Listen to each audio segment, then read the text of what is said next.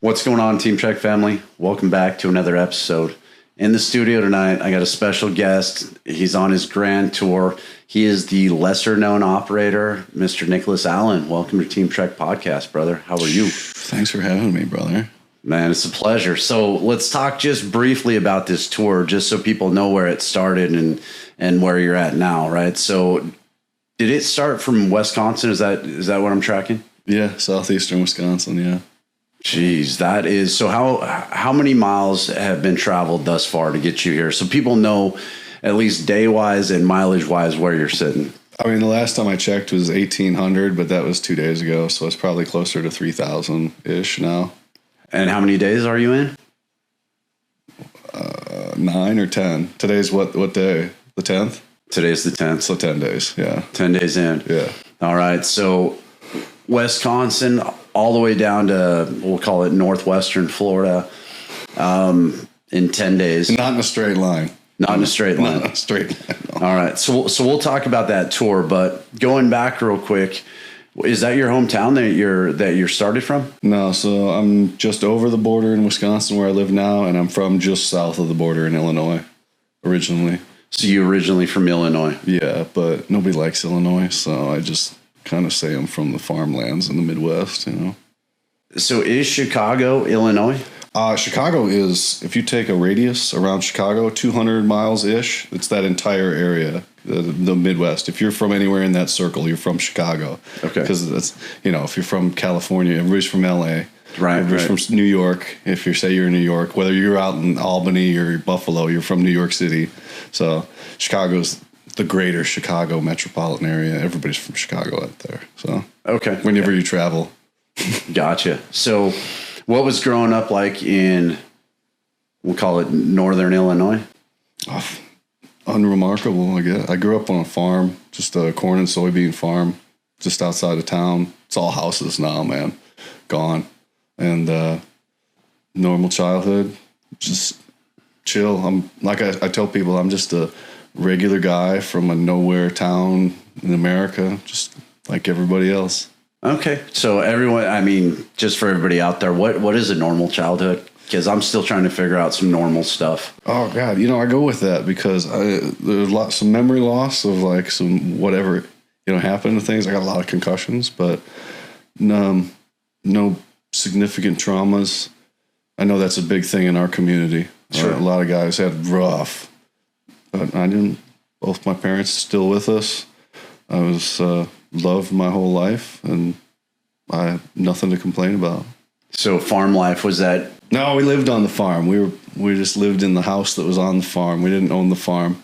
Okay. Yeah, I would go help with the hay or something sometimes as a kid, and run around and mess around on the farm. But just out there and living on a farm, but we didn't own the farm. Okay, so was living out on a farm, I'm picturing, you know, you're riding horses, dirt bikes. I think the neighbors, because boy next door was my age, and they had horses. I didn't ride over there when I lived there. No, that was later. But he rode dirt bikes as well. We didn't anything. I was into sports as a kid, but none of that stuff outdoors. So I think that we had some animals sometime, but I think it was a baby then. So no, it's just corn and soybean farm and this old farmhouse from turn of the century, built there when they started the farm way back when, and we lived in that. And yeah, but this is just it's cool, but you're separated from everybody. We were out in sticks. Like the bus ride home from school was like an hour, and there was only like 20 people on it, and we would go so far and drop off all the farm kids. Kind of out in the county is what we would call that, unincorporated. Right? Yeah, way out in the sticks. So sports. What was your number one, number two, number three? Kind of wrestling. Yeah, and I got away from it, and I got back into it in high school.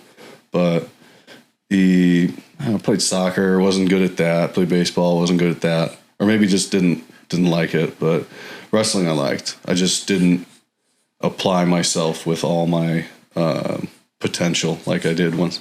I got into the military, that's where my motivation kicked in. But I didn't apply myself like I should have. Yeah. I was good, but I could have been great. And I just didn't enjoy that part of it as much. That makes sense. So when you graduated, where did you graduate in the class wise? In high school? Yeah. Oh, like middle. Yeah, middle of the road. I hated school. What's up, buddy? You coming up? You hated school? I hated school. I still hate school. I'm like anti-school. It's such a... Oh, come on. Calm down, buddy. He's chilling. He is, yeah. He's such a sweet boy. No, I hated school. I just hated going, being there. I just wanted to work. I started working when I was 12, construction, and that's all I wanted to do. What got you into construction? My grandpa called the house one day. I think it was Saturday, and is Nick there? And my mom answered, yeah. Hey, can you bring him down here to help my neighbor tear the siding off of his house? He needs a helper. And my grandpa didn't tell him anything about me. He just told his neighbor, You got a worker. I got to work. Yeah, I got somebody to come help you. He didn't say anything else. And so my mom drops me off down there, and he sees me get out of my mom's car, right?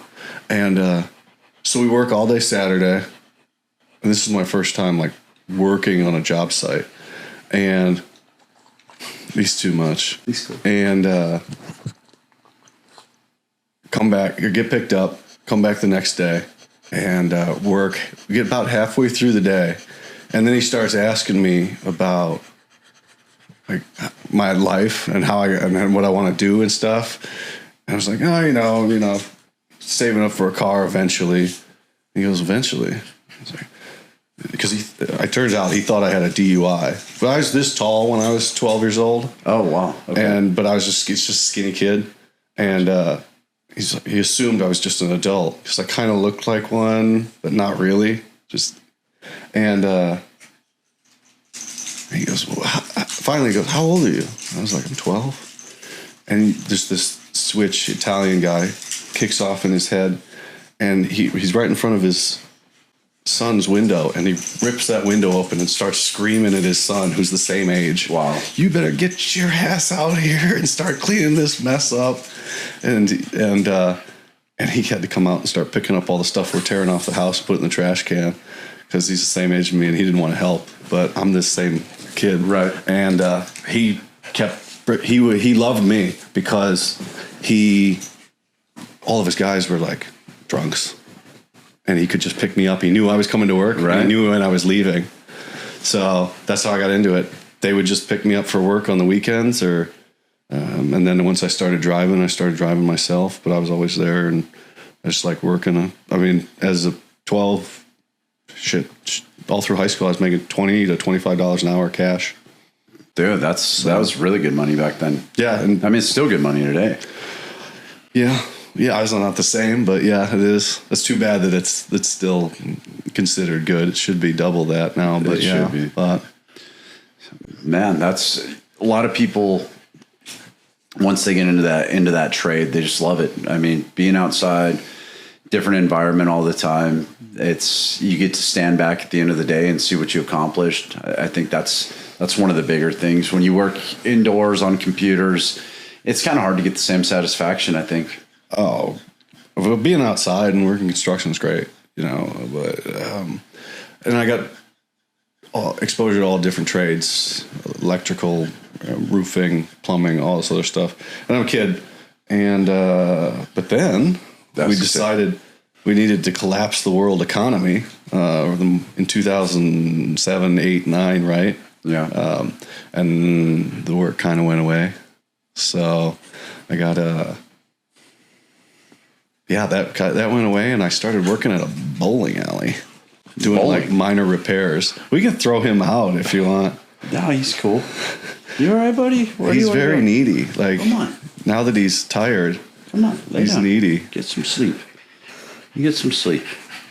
Yeah, bowling alley. I started working at a bowling alley doing odds and ends there for not much money, but I could bowl for free and bowl on leagues for free. So I got really good at that. And then one day, I think I was 20, the owner of the Irish bar that was in the basement, classy joint, right? comes up, says to the owner, I need somebody to work. Somebody can't make it. It's unbeknownst to me, I don't know anything about bar culture or anything.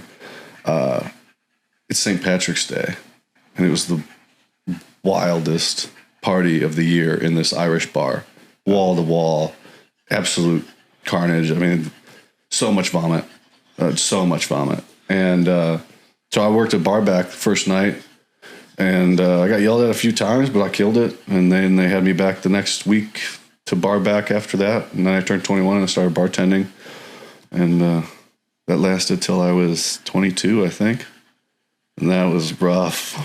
Bartending? Yeah. I was in a bar where somebody bought you a drink. You drank that drink. Oh, I see. So you'd have, this is, people could say, oh, that's not possible. But this was the time of, come on, buddy. You're chilling.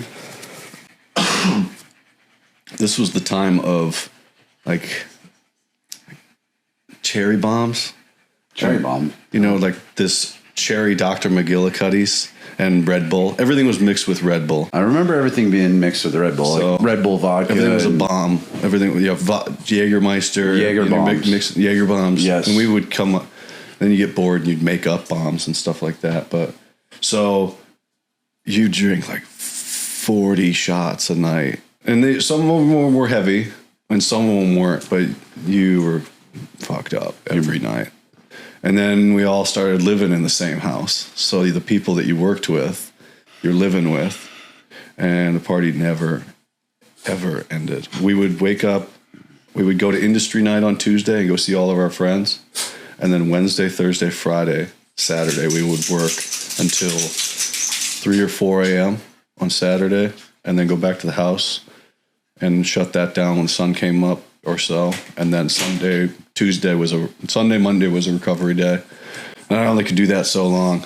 So, jeez, that is brutal. And all right. So he wants out now. We'll let him out. Yeah, that's an unsustainable life. And I kind of said that's enough of that, and moved back home. And I kept bartending, but at different places.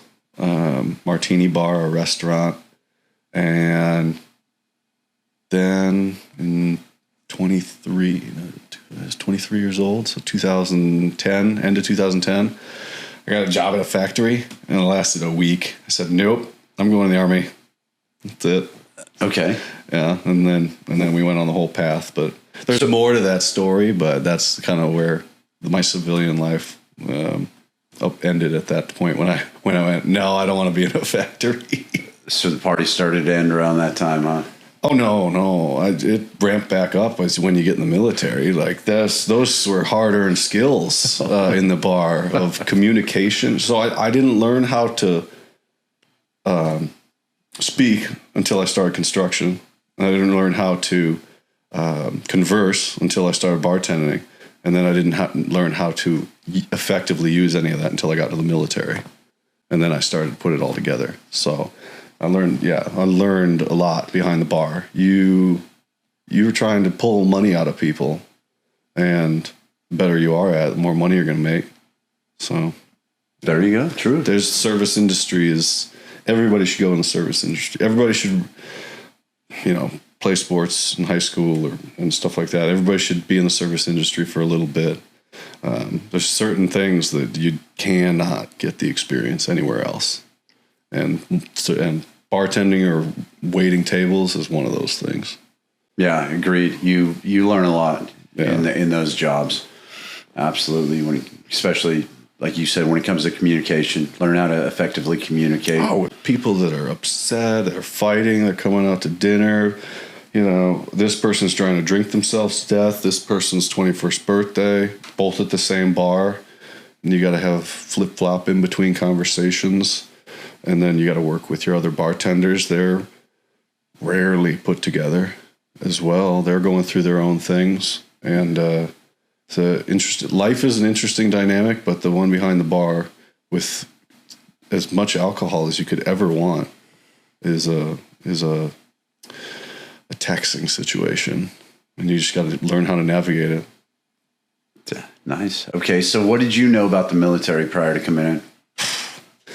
I wanted to go in the Marines, man. You know, same as every 18-year-old kid. I thought about it when I got out of high school. The Marines are the best at marketing themselves. So everybody thinks the Marines are the best. They did have the best commercials. They have the best commercials. They have the best publicists. Well, maybe, but they're just were everywhere at the time, and there's plenty of business. I mean, I graduated high school in 06. I didn't enlist till the end of 10, and then went to basic in the beginning of 11. So thought about going to the Marines, and then just didn't do it. And then once I was serious about it, went to the Marine recruiter, and they said, no, you got tattoos on the back of your neck. We can't take you. The dude had sleeves, I think, through his hands at the time, the guy that told me no. Which was, so you serious? I said, unbelievably, yes, I'm serious. And so I just walked 1 foot over to the Army recruiter, said, what do you got? I think I remember saying, what's the hardest thing to do here? And then he said Special Forces. And then we kind of got away from that because I'm not colorblind, but I failed the colorblind test. Okay. And so I had to take whatever they would give me. Which was? Oh, you ready? Let's do it. Doesn't exist anymore. The Multiple Launch Rocket Systems, Fire Direction Systems Specialist. 13 Papa, which is now a 13 Juliet. So, you know MLRS, the rocket I remember systems. Yeah. So FDC for MLRS. Okay. And totally not glamorous, but I was like, okay, I'll take it. Let's go. Let's get to it. So I took what they could give me at MEPS, and then I figured I could make the best of it once we got into the Army. Because I think they had told me, and I'm kind of fuzzy on this, I think they had told me there's a waiver for everything once you get in, but there's not now. Okay. You have to meet these standards now. Once you prove that you can make it through basic training and all that stuff. I wasn't red-green deficient. Okay. I just was colorblind as far as they were concerned because I couldn't pass that dot test. I see. I couldn't even get close. So when I'm not colorblind, like I can see all of these, I just cannot pass that fucking test at all. You know the one I'm talking about? I know the one you're talking about. I get 2 numbers. You're supposed to get like 4 or 5 or 6. Okay. And I'm, yeah. That's so weird. And then it's not correctable? Oh, that? No. I've never, I don't know. Yeah, I've never met anybody else who failed it like as bad as I did. And because then they go test you. They're, what color is this? Red. What color is that? Green. Okay, you're not red-green deficient. You can do the rest of these jobs. But it closed off quite a few things for me. So, okay. So we're going to be a field artilleryman, you know. Okay, so you knew nothing about the military then before you joined, besides what you'd seen on TV? Bro, I didn't know anything about the military when I was in, let alone before. Fuck. Yeah. Okay. So now you're going to basic training. Where'd you go to basic? Oh, lovely Fort Sill, Oklahoma in the summer. It's so nice down there. And we showed up. I think I left home in April 11th of 2011. And we went through the whole summer, basic and AIT. So I get it down to, I forget what it is, but we were 140th, first to the 40th. And I forget the company. Forget a lot about it. But very early on, my drill sergeant made it clear. It's like, when you get to your unit, just go to selection and get the fuck out of here. And then you'll be happy, because it was evident that I didn't belong there. I needed to be at Benning. I should have been at Benning. Okay. And not where I was there.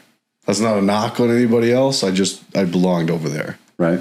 And we corrected it eventually, but had to get through basic, crushed that. Went to AIT, crushed that. So my punishment for finishing at the top of my class twice was to get stationed at Fort Sill. Yeah. I thought I was going to go to Bragg or Lewis, you know. I was like, man, I've been killing this. Nope. You're staying here. Well, I've never been there, so I don't know anything about. Have you been to Bliss? I have. Similar. Yeah. Okay. Me personally, I kind of like not Bliss. as good of food. I was going to say the food there is just amazing. That's my culture. Bliss is great with the food. No, and then you got Mexico, and you're closer to things. Yeah, Oklahoma sucks. Jeez, Oklahoma sucks. But I did just do a security gig in northeastern Oklahoma. I kind of liked it there. A small town feel. I made friends with some people in town, even though I was kind of, well, I had to play who I actually was. Okay. But it was, I had fun and I liked it there, but man, living there and not wanting to be there was no fun. So. Okay. So how long did you spend there before you dropped your selection packet, and how'd that all go? So I graduated, I think I got to my unit around September, and I was at the library 7 days later, and I signed the paperwork to go. And then I went to selection 90 days after that. So I got to my unit at the end of September, and I was at selection right after Christmas break, the first thing after Christmas break in January. Okay, so you haven't had any specialized training at all in the military. You're a basic soldier, and you're going to selection now. I thought you had to be a certain rank to be able to go to selection. To go to the course, you did. You had to be a specialist to go to the course. But you can go to selection as a brand new private. I walked in there and I said, "Can I sign up?" And the recruiter, he was a CA guy, says, "Absolutely. What's your PT score?" I said, 300. You know, what else would it be? He goes, "Can you bring me a card?" Yeah. So I brought him one. And then I said, "Sure. Yeah, you can go." And, but I had no pushback from my unit. My NCO even, he said, "Yeah, absolutely. Go ahead." He could tell that I wasn't going to be, he wasn't happy there. He didn't want to be there, but there was nowhere else for him to go. Right. He's like, "Yeah, go to the brief, go get out of here." And, that's really good to hear. I don't think, it bums me out hearing guys, they get this pushback from their unit, or they shut them down because they think they know, and they're trying to protect your career and things like that, or they're trying to protect their numbers. It's all for them. They don't care about you. Yeah. You know, the only person that cares about your career is you. And I don't think that I had made enough of a name for myself for them to say, "We need to hang on to this guy." Because if I had stayed in the regular Army, I'd be up for sergeant major this year. Yeah, guaranteed. And it's not the way that things went. So, and it didn't really work out the first time I went either to selection. So yeah, I signed the paperwork. Started, doing. I don't even remember what was going on at the unit. They stuck me at a desk in S2, like processing security clearances for some reason, because I was good at PT. I went to staff. I've never actually, in the entire time I was in the military, even in Special Forces, did anything that I thought I was going to do, like the actual job on paper of what we're supposed to do. I never did it. So they just made you an admin clerk because pretty much you went to selection? No, just that's where they put me. They had an open seat. I was good at PT, so I was on. I don't know. I came in because the unit was in the field, and the sergeant major was on rear D. Right. And he goes, pointed at the guy next to me, ACO, and then he pointed at me on HHB. Right, and that was it. So I went to staff as a brand new guy. Worst place you can send somebody that wants to get after it. Absolutely. And that contributed, all these things contributed to me wanting to get the fuck out of there. And that's all I was focused on. So you already kind of mentioned you did selection twice. So what happened? Let's just pick up, right? So you said you went and signed the paperwork 7 days after you signed into your unit. Yeah. All right. Talk us from there. So that's end of September-ish, I think. Sometime in November, like right when I was on the steep incline of getting ready to go, I was pretty fit. I mean, I was already scoring 300, but I was pushing it because I didn't know what I was getting myself into. Right. So I was like, we'll just get as good physically as we can. And I contracted a rare form of strep throat and the Army, in their infinite wisdom of healthcare, tried to kill me over it. Over the next 3-ish weeks by not treating it. They said it was herpes at one point because the strep turned into a staph infection in my throat, on my tongue, on my face, and down the front of my neck here. Jesus. And the only reason that they treated it is because my buddy came to my apartment after, this was 2 or 3 weeks into it.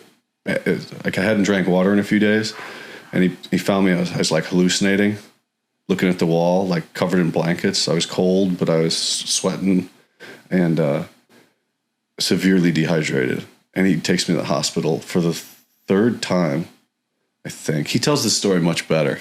And because he'll fill in stuff and go, no, it was worse there. It was better. There was more going on here. But at one point I thought I had died in the hospital. Like I was convinced that I was dead because they weren't checking on me. But it was weird, man. He said I was crying at one point, that it was raining outside. And, but these are all like weird memories all intertwined. Right. And, right. And yeah, a week and a half in or something, they sent me to a transmittable disease office on post. And they had told me and my ex-wife, like, we think this is herpes. And I can't talk because I can't move my tongue. And I just wanted to go, what the fuck is wrong with you people? Like, said, give me some antibiotics or something. And they gave me more pills, painkillers, liquid painkillers, because I couldn't swallow anything. So we're just pouring like codeine, Tylenol with codeine down my throat so that I can sleep. Jeez. And, finally, strep throat. Finally, they figure it out and give me antibiotics and send me home. They only gave me 1 shot of penicillin or something like that. And it was enough for me to get better for like 8 hours. And then I got so much worse. And I had to go back to the hospital again. And then they finally put me on antibiotics to make me better. Enough, like a regimen. They were like, we got to take care of this. So, and I healed up for probably 2 weeks after that. And the medic back at the unit, he goes, you're lucky you didn't die. I mean, it was nasty. A staph infection all over my face and down. My tongue was like, any talking was painful, like crying painful. Jeez. And so I healed up from that, got back to work, but I was so far behind. This is now beginning of December, and I'm going in January. And I know I pushed it too hard. You overtrained. No, I just pushed my knee too hard. And I think it was swollen. Something inside my knee was swollen when I left. And I made it much worse on the gates. Okay. In the sand. Just went to push off. And I went, oh, that hurt. And I walked it until it wouldn't bend anymore. And I felt like the biggest piece of shit when the cadre came up to me and said, you're done. Like I could not bend my knee. Yeah. And I was like, no, I can go. He goes, you ain't going anywhere, dude. Like, yeah, you found all your points in the day, but you ain't going out here at night, and you're going to be a problem for us if you go out there at night. You can't walk. Right. That go over there. And they lump me in with all the people that quit or V-dubbed, and there's no difference. You know, if you get med dropped or you quit, you're lumped in with all them. So I felt like the biggest loser. And I got back to my unit, and then I felt like more of a loser because you get that question, did you get selected? And it's like, everybody's like, oh, of course not. You know, nobody gets selected. Or all their impressions of what SF selection, and they don't know jack shit, right? They're just rumors. It's these ghosts walking around of people's opinions in the hallways. Right. And that's what they're going off of. They don't know anything about anything. They heard of an officer once from that unit that went and then disappeared, right? So I come back, and that was in end of January I got back, and I waited a couple months to go back sign the paperwork again. And I didn't want to go to the last summer class, so I went to the first one after summer, which was September. Okay. So I trained up that entire time, and I picked up a side, I call a side quest of we're at PT one day, and I was now in a section, but we didn't do anything. So this NCO that was in charge of me, I think it was still in S2, but he was in charge of me, and he goes, "We need somebody to go to the Soldier of the Month board today." And I went, "I'll do it." "Is your uniform ready?" "Yeah, sure." So, of course. And okay. And he points at the sergeant next to me. He goes, "You're going to take him to the board." And he's like, "Fuck." Because now he's got to take a soldier to the board. His uniform ain't ready. Right. So he's got from PT till noon to get his uniform ready. Right. And so he after, "You got this?" I was like, "Yeah, sure." "Well, how hard can it be?" So I went in, I got every question right and won. And I go, "Okay, that's over." And a couple weeks later, they're like, "Oh, you got to go to the soldier of the next one." No, you go to brigade now. Okay. And so brigade, and then like, "Oh no, I don't want to do that." So I go to that one, I win. And then it's like, okay, that's cool enough. At this time I'm training. And so I just kept winning all these boards. And finally I get to post soldier of the quarter and won that one. And then they gave me money. And I was like, "Oh, this is fun. Okay, maybe I want to do these." So, because I probably got like $1,500 from winning that board. That's as a private, That's huge, man. Oh yeah, that's a lot of money for when I thought I was just goofing around up until that point. Right. So, and you're collecting ARCOMs. I have more ARCOMs than most Green Berets that did 20 years, because I showed up to a group and they're like, "Why do you have 6 ARCOMs?" I was like, "Oh, it's a long story, but I was a board baby, so I kept winning them, but it worked out because command let me do whatever the fuck I wanted, whatever I wanted to do, as long as I kept winning these boards. And that's what I did.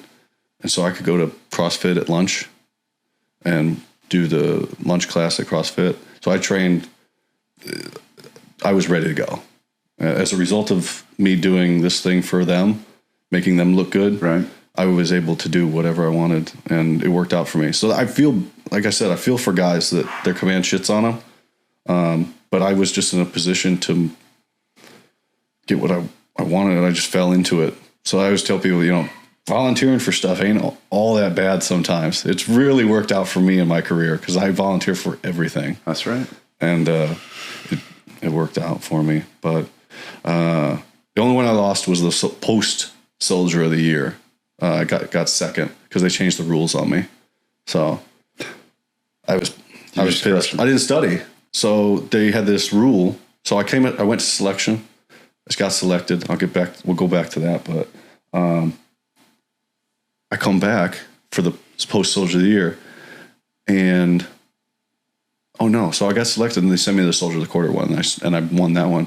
Land nav, there was, for every 5-minute increment you came in under the time cap, which was 3 hours, you got a certain amount of bonus points. Well, nobody finished but me, and I came in 45 minutes. And so I got all these blocks of bonus points. So I went into the final, and I didn't need to get a single question right to win. So when I go to the post Soldier of the Year, they got rid of the bonus points. And I'm not studying, so I lost by a couple points or something. So I thought I was going to win, but the kid who won got his orders canceled because he had to go to the next board, and I went off to selection, so it worked out. So, yeah. Jeez, man, that's crazy. Yeah, it's like a stupid thing, going to those boards and things, but I was proud of those. What kind of prizes did you get? Or awards? I know you said you got a bunch of ARCOMs for it. Yeah, you get everything was an ARCOM. Like, you get an ARCOM for everything, right? And then you get coins. But yeah, there was a banquet after the Soldier of the Quarter one, and you got like money. I remember getting money and being astounded. Like, is this legal? But there was donations and stuff for things. I don't really remember too much where it came from, but it was a big deal. I was shocked. There was a general that came down and gave me a coin for it too. I was like, is this that rare? Like, somebody has to win, right? These things.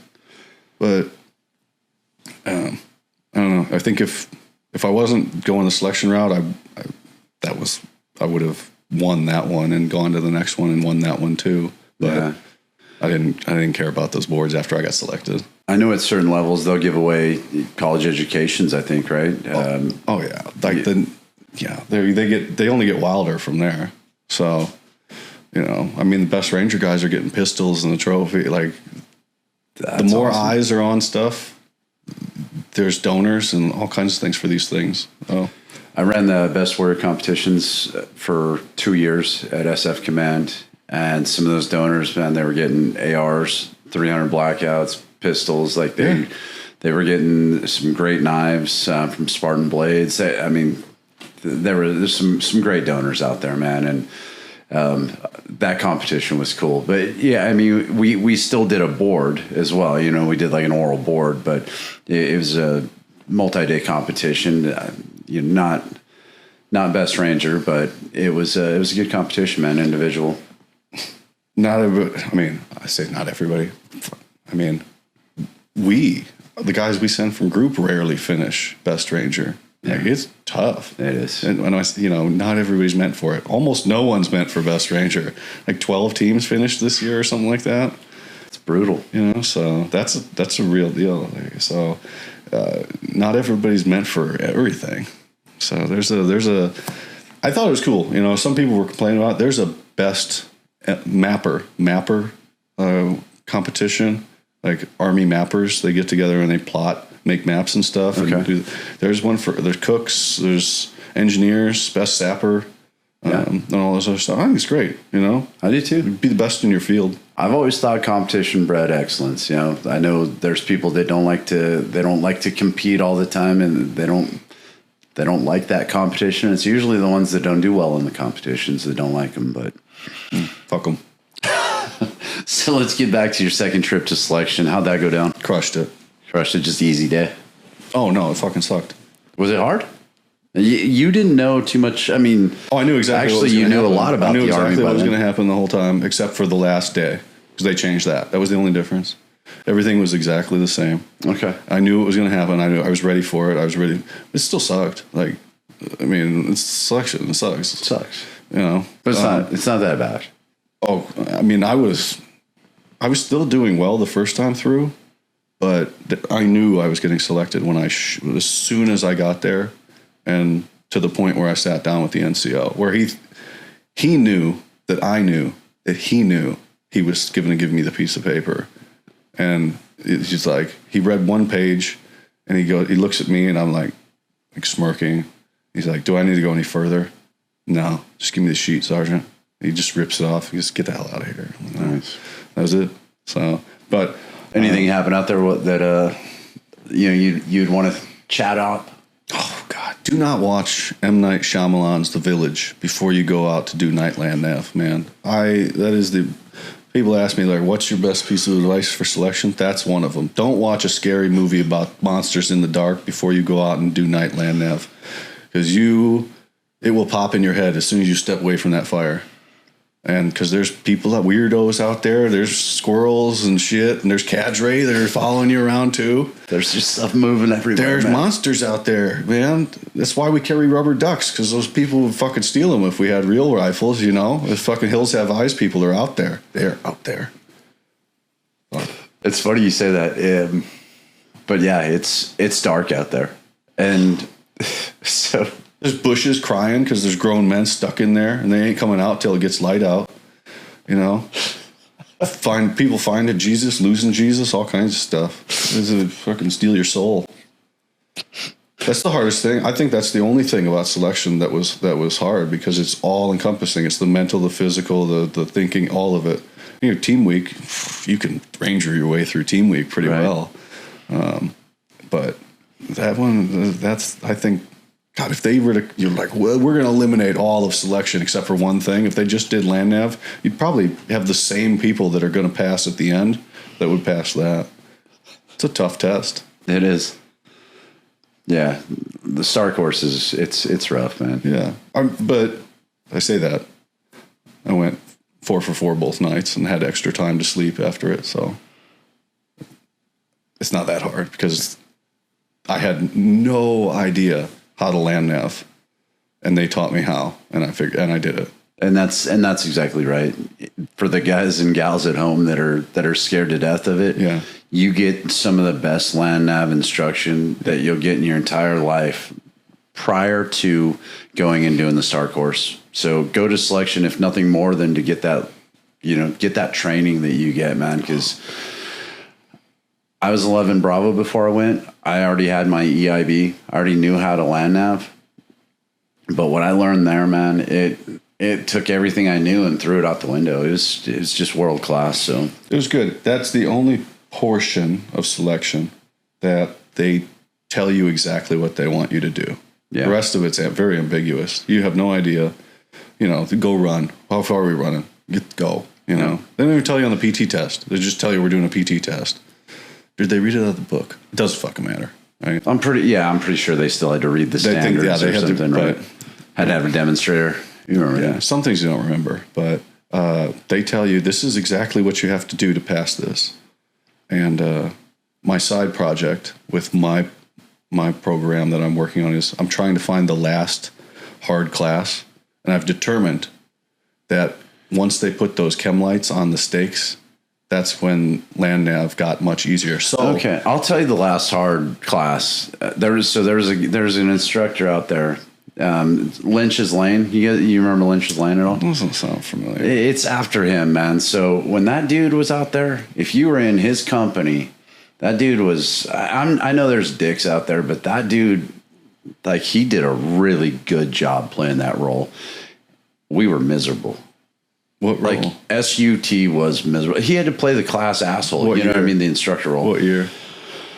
Let's see. That should have been 2003. Oh, terrible years. Those dudes. All right. So I've broken. All I get stories, right? And I get everybody's story about the Q course. Yeah. I guess we'll talk mine a little bit probably tomorrow, but yeah. So the attitude amongst the instructors at that time, those dudes didn't want to fucking be there. They wanted their fear of missing out on war. Right, and they wanted to be in combat. So what are they going to do? They're going to take it out on their kids. Yeah. And they're going to take it out on you. So you got to go through their mind. Fuck these kids that want to be Green Berets. My buddies just got killed, I ain't dealing with these guys. I'm going to fuck them. So terrible years. Those early years. Because nobody expected it to go that long. No, fuck no. We thought... I mean, I was in the course, again, through 03 to 05. I finished in 05. And we expected it to be wrapping up, so we were chomping at the bit. I left the 82nd because that unit wasn't going. I had to go to Korea. So yeah, that was wild, too. They all thought they were going to go RF1, and they didn't go anywhere. Dude, my first sergeant was like, do not. So I got orders to Korea, and he's like, don't turn in any of your equipment, man. He's like, we're going to get the call, and I'm taking you. now. So, okay. So, yeah, those guys were dicks during that time frame. I don't know. I assume it got easier. I didn't know they put chem lights on fucking on tent stakes out there for land nav. That sucks. So, land nav, I'm trying to figure out when it was officially like called the Star, but the older guys from 84 and older tell me that there didn't used to be chem lights on the stakes. There wasn't. That's what I'm saying. When did they fucking start putting chem lights? Oh, I had a chem light. I didn't have chem lights. We didn't have chem lights on our stake. So that went away. Okay, because I need more information then. So I need to start writing this stuff down. Because you can call anybody in that picture right there, and they'll tell you that there were no chem lights on our stakes. At selection? Well, that's where we got our berets, right? So that was after Sage. But anybody in that class, they didn't have chem lights on the stakes, man. I mean, it was, if you didn't find your stake. Yeah, these guys are telling me you had to basically walk over it. Yeah. Yeah. No, man, I went. That's why I didn't think it was that bad. It's because you would just see it from 200-300 meters away. No, dude, it was a tent stake. But then the point sitter had his fucking tent. Oh, no. Also, that was it. These guys in the 80s, no point sitter. No point sitter. So you had to go just a stake. Okay. I just sat down with Charlie Williams, 5th group guy. He goes, it was 100 meters out in Little Muddy Lake, this point was. And you're like, no. Place for it. He goes, no. And the only reason he was convinced is because he hears some troglodyte that went out there, found it, and is walking back out of the lake. And he goes, I guess I'm going into the lake. You know? Jesus. That's brutal. Yeah, no. So they're not yet letting them use GPS or anything, are they? They ain't letting them. Their students do it anyway. They go out there and hide GPSs and find them later. There's cheating. There was cheating. So when I went back, when I got to the course, there was IUW, Introduction to Unconventional Warfare, from 2012-ish to 2018, I think. I'm trying to figure out those dates, but It was the gates all over. It was like a mini selection, like a week of selection again. So you did all the gates and you did another STAR course. At group. When you're in group. No, in the course. So phase 1 was Introduction to Unconventional Warfare. And it was brutal. I mean, it was twice as hard as the STAR. At least twice as hard as the STAR. Why, were we getting too many guys? No, we were going to so the classes were huge that were showing up. So they came up with this phase, and there was another land nav in there, and it was a wood chipper. We sent dudes that would have graduated right back to the 82nd or back to where they came from.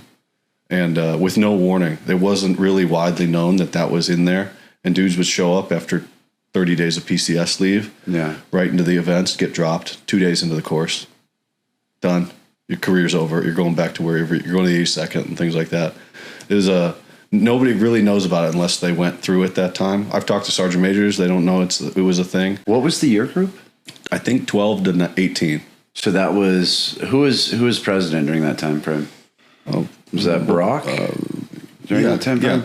Because that's about the time we started the QMP process, where you started seeing guys that had 17 years in the military, 18 years in the military, and now they're getting kicked out. They're getting QMP'd because 7 years ago they got a DUI or something. And basically the administration made the call that we needed to start thinning the herd. You know, the wars were dying down or whatever. So they started this QMP process that if you had any kind of derogatory information in your record during that rank, right? So say you're an E7, you know the deal. If you're an E7, you're going to stay in E7 for about 7 years. So if you step on it at all during that 7-year process, now your packet's going to get reviewed. So before it goes to the board for promotion, it first goes into this QMP process that was created, and dudes were getting yanked out of the military at 17 and a half years, no pension, nothing, just kicked out because you did something 7 years ago, bro. Like, I have a real problem with that. And I have to assume that was probably I don't know if one has anything to do with the other. I don't know. I obviously we don't sit at those tables and hear any of those discussions. I wonder if the regular Army was just losing too many people to special operations classes. So, the gates is one thing. Should you always be able to pass the gates? Yeah. When we have a 3-hour or 12-mile ruck and it's 100 degrees and guys are coming off PCS leave, they didn't care. Like, the guys would come out of the Delta course and they've just passed the Delta course when they were at IUW. I think we dropped half of them. Jeez. These are fresh out of they just did 9 months of SFMS. Yeah. And we dropped them. But the big thing was land nav. We did in the NTA in the northern training area there at Fort Bragg. And we went up there and we went out with 250 people ish, 250 people ish. And 50 of us passed the first night and 20 passed the second night. So they recycled or dropped, 180 people. Damn. And that was, so now we've whittled down, I don't know how many, because we start out selection, however many people, and then only 20% of that passes. Yeah. And then we take them, so we just take that group and go to another selection in the course, and then another 20% of that passes ish. And then, so you're down to 4%. And then out of those dudes, who's going to make it from the beginning to the end of that course, right? A lot of guys will recycle. A lot of guys will get hurt. But I'm not ragging on it. It's just, more thinking about it, it created the problems we're seeing now. It was one of the factors that created the problems we're seeing now with people not wanting to, because it sent thousands of people back into the regular Army that hated us for doing that. For destroying their dreams. Like, there was a lot of dudes that should have become Green Berets, and the course fucked them. Wow. And so we created all these anti-ambassadors and sent them out to the regular Army to say how shitty we were. I didn't know that existed. You said most people didn't, huh? Every senior leaders I talk to don't know it existed. Unless you went through it, you don't know it exists. So I wonder who's responsible for that one. I don't know. It was terrible. 12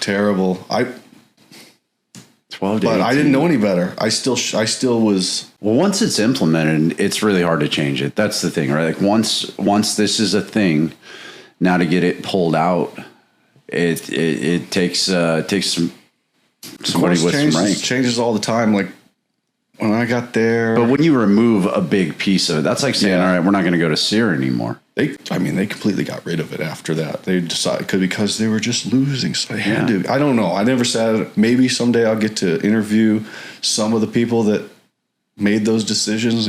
But I'm pretty critical of that portion and the content coming out of the schoolhouse. But again, I'm sure I quarterback it too much. It happened. It was. Man. But we create. So somebody asked in my story the other day, said, why does the regular Army hate Special Forces? And the main reason is too many people are allowed to go to selection. And when they quit or they get dropped and they go back to their units, they ain't going to tell the truth. Yeah. And then their soldiers or their friends are going to believe what they tell them because they're friends. And that story is going to permeate through the ranks, passed on down from people that like each other, that are friends, and they're going to believe that. And these fake narratives about who we are, because every time I worked with regular Army, I was very nice and professional, and I tried to hold myself to a standard. But we're fighting against things that are made up by people that just wanted to get away from their unit for 2 weeks, so they go to selection to get a break, and then they quit and they go back and they don't have to tell the truth. So they make something up. The people get there and then they come back and they can say whatever they want, and there's no recourse against it. And the other is people don't understand what they don't know anything about. They don't know what we do. I didn't even know what we do until I got to a team. I didn't know going through the course. So if you don't understand something, you're not apt to know or to like it or to approve of it. It's scary. It is scary, and that's one of the things that makes selection difficult. You talked on it a little bit. Is there are several unknowns, and people it gets you out of the comfort zone when you don't know what's happening. Going back to that time frame, was that when selection became 2 weeks? No, so 2 weeks in hell came out in January of 2009, I think. Okay. And that was your training model. Like for my year groups, you watched that and went, oh, that's going to suck.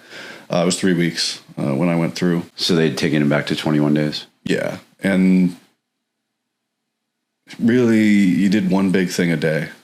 And then you just tried not to fall asleep the rest of the time. But that one thing was terrible, but especially on the Gates days, I didn't think it was that bad because you would, 5 mile run and then you're kind of just jogging around everywhere, trying not to fall asleep or get them to write your number down. Right. And just checking the whiteboard and you're just talking to people. And so 3 weeks and team week was like four or 5 days, something like that. Nice. But anything with the Q course itself that you had issue wise or anything that stands out that was just awesome? Oh, it was the Charlie course, far and away the highlight of the course for me. So I've thought about this quite a lot. Is everything I did up until the Charlie course was preparing me to kill it in the Charlie course.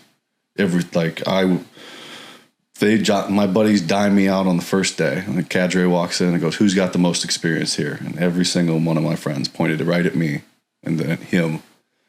Cadre called me up there and he gets me in front of the whiteboard and we start jotting some stuff down. And he's special operations construction. And he's asking me this, how would you do this? How would you do this? How would you do this? Okay. After like a few minutes of that, all right, you got this. You're class leader. And I was class leader through special operations construction, and I was teaching the guys how to frame and build houses, everything I'd learned up to that point. And it was cool. I'm a specialist. I've been in the Army What? No, nothing really at that point, you know. And probably about a year and a half, 18 months, 2 years, maybe 2 years at that point. But everybody's coming to me, and I mean, I'm teaching guys and helping them, and we're a team because we had a solid group of guys that we were all friends, and we all tore through the course, all first time goes, all through this solid group of like 20 or 30 of us.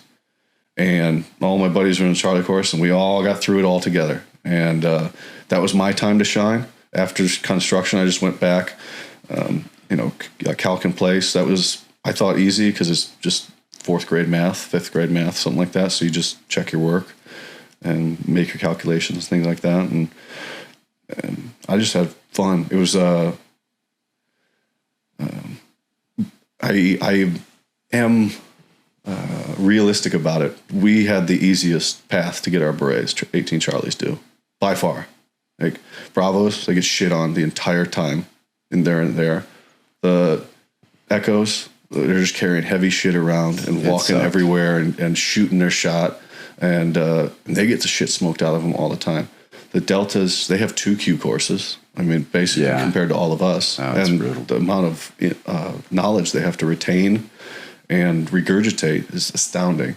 And then you get to us, where the cadre, I've put together that the cadre don't fuck with us because we can kill them if we fuck up at kind of any time. Yeah, I mean, so there's live explosives, more so than with the weapons, because you keep them pointed down range. You can control a lot of those things, but with live explosives, things can go sideways real quick. Oh yeah, we didn't get smoked. We didn't get fucked with. We barely got yelled at. If somebody was being unsafe, they would correct it, but we didn't get smoked one time through the whole course. I never thought about it like that, man. But I didn't either until somebody said something the other day, and I went, "Oh, that's why they didn't fuck with us, because they didn't want to die." Yeah.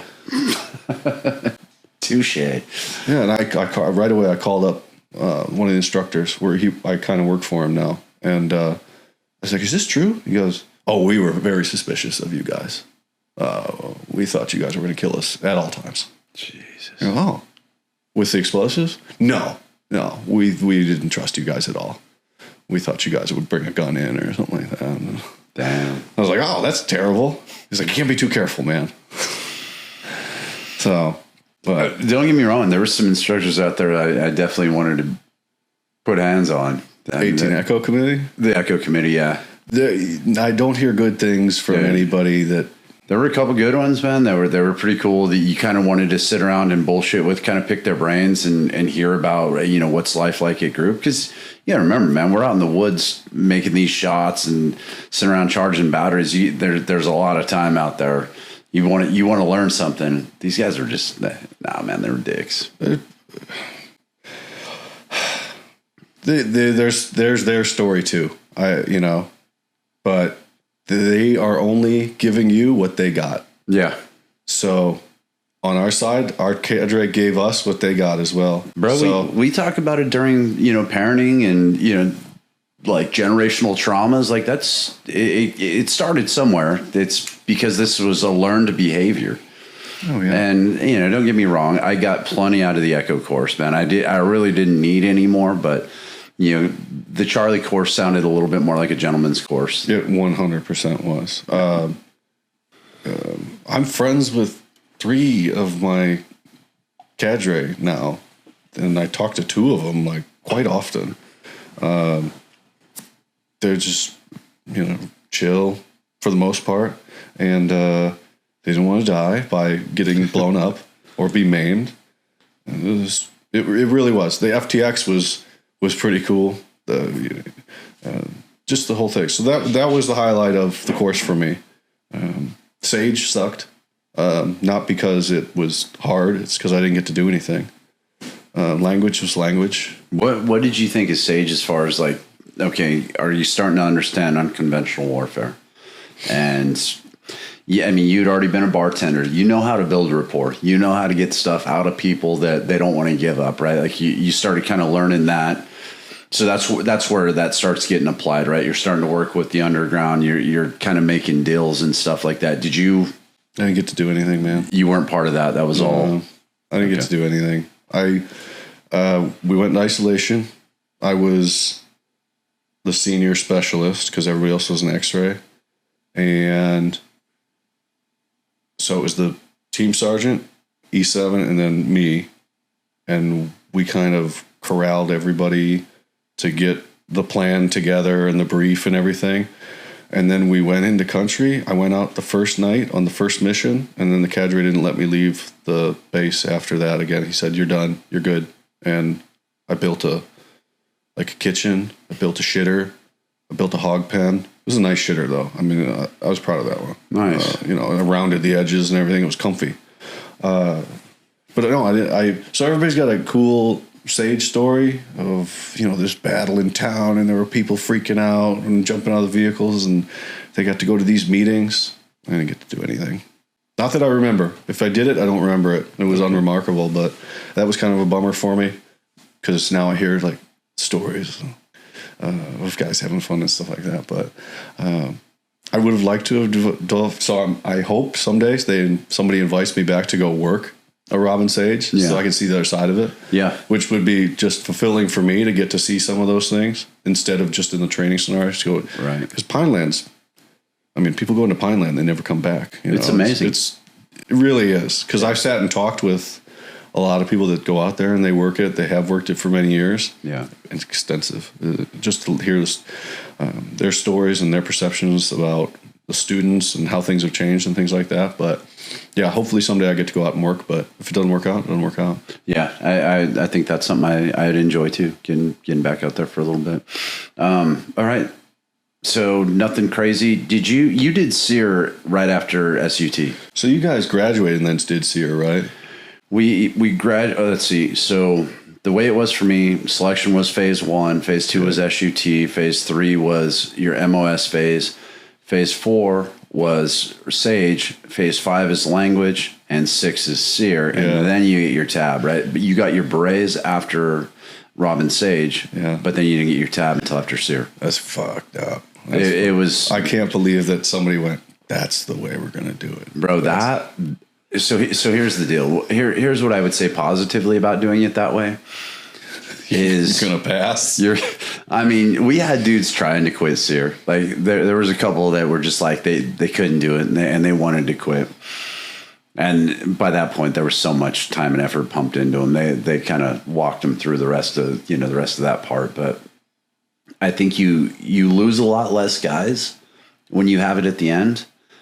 But when you have it right there at SUT, I mean that sounded pretty brutal, because you guys got like a weekend break and then you're. No, I'm a W, so we had massive classes, so they had to break them up. Oh, I see. I was at the end of the alphabet, so the beginning of the alphabet went first, and then end of the alphabet went second. So I think we had a week or two off, and yeah, so as soon as they were out of their first phase, we showed up. So yeah, maybe a week, but SUT finished up, and then we got out there, and we finished the day before Thanksgiving, I think. Frost on the ground. It was not pleasant, because it was the week before for those guys, like 80. And for us, it was not 80. That there was ice on that pond out there. In the RTL, it was cold, but the days that said they were out, it was warm, and we did not get those same things. But whatever. I don't really tell too many SEER stories, because it's like, everybody says that. It was very professional, very well ran, and if you want to learn more about it, you can go experience it for yourself. Did you learn a lot about yourself during that course? No, you were good. Yeah. I was like this. It was like a task. The whole course was a task. There was no self-reflection at that time. I was there to get my beret. Did you put yourself in this? Did you absorb the scenario, and were you really there, or was it just like? Oh, I was. It sucked, but I was doing what they told me to do. Yeah. But there was no introspective concept or trying to figure myself out, or I was getting through this a struggle. No, we're in an Army school. And yeah, it sucks here. We're really in this scenario, and we're going to get through it and do what they told us to do and apply our training. The only thing that I really had a problem with was, and I found this out at like the TBI clinic years later when they started, they said, we're going to write down all of your concussions that you can remember.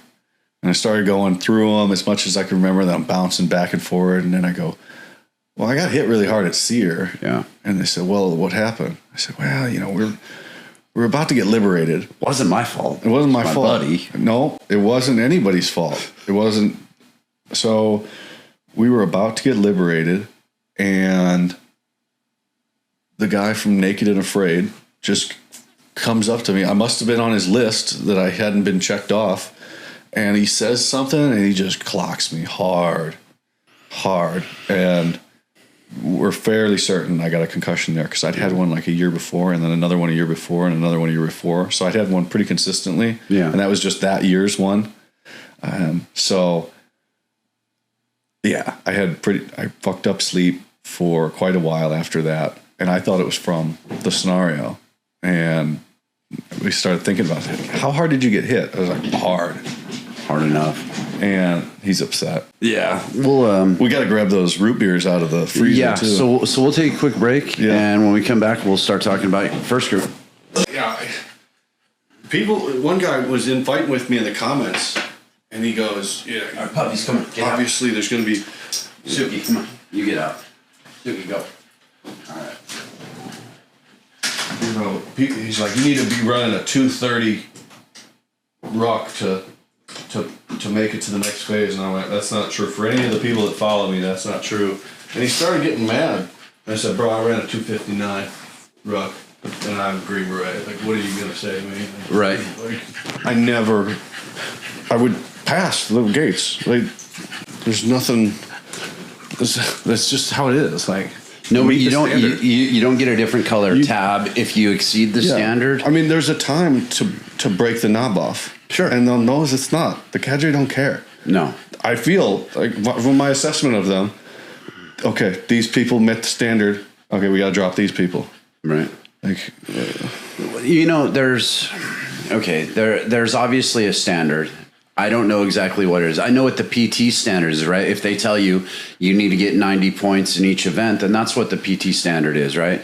But beyond that, like when it comes to the timed ruck events, the timed run events, the distances and all that stuff, like I don't think. Oh, a selection, it was just go for broke. We don't know what those are, right? So it's, I think the rule of thumb was, stay consistent, right? Like don't come in first on this one and then come in last on the next one. Like maintain some consistency, try to be up front, and it was pretty simple beyond that, right? Yeah. Don't be late, don't be light. No, don't be late. And don't be last. Yeah, 5 pounds over for sure. Yeah. So other than that, it's when you're testing for EIB or something like that, if the standard is 3 hours, 12 miles in 3 hours, that's standard. That's what you got to get. Selection, I was at a 9 effort, really, at selection. And then team week just seemed like a 10 the entire time. Yeah. But when I had a watch, like when we did IUW, we had to do the gates again. You had a watch on.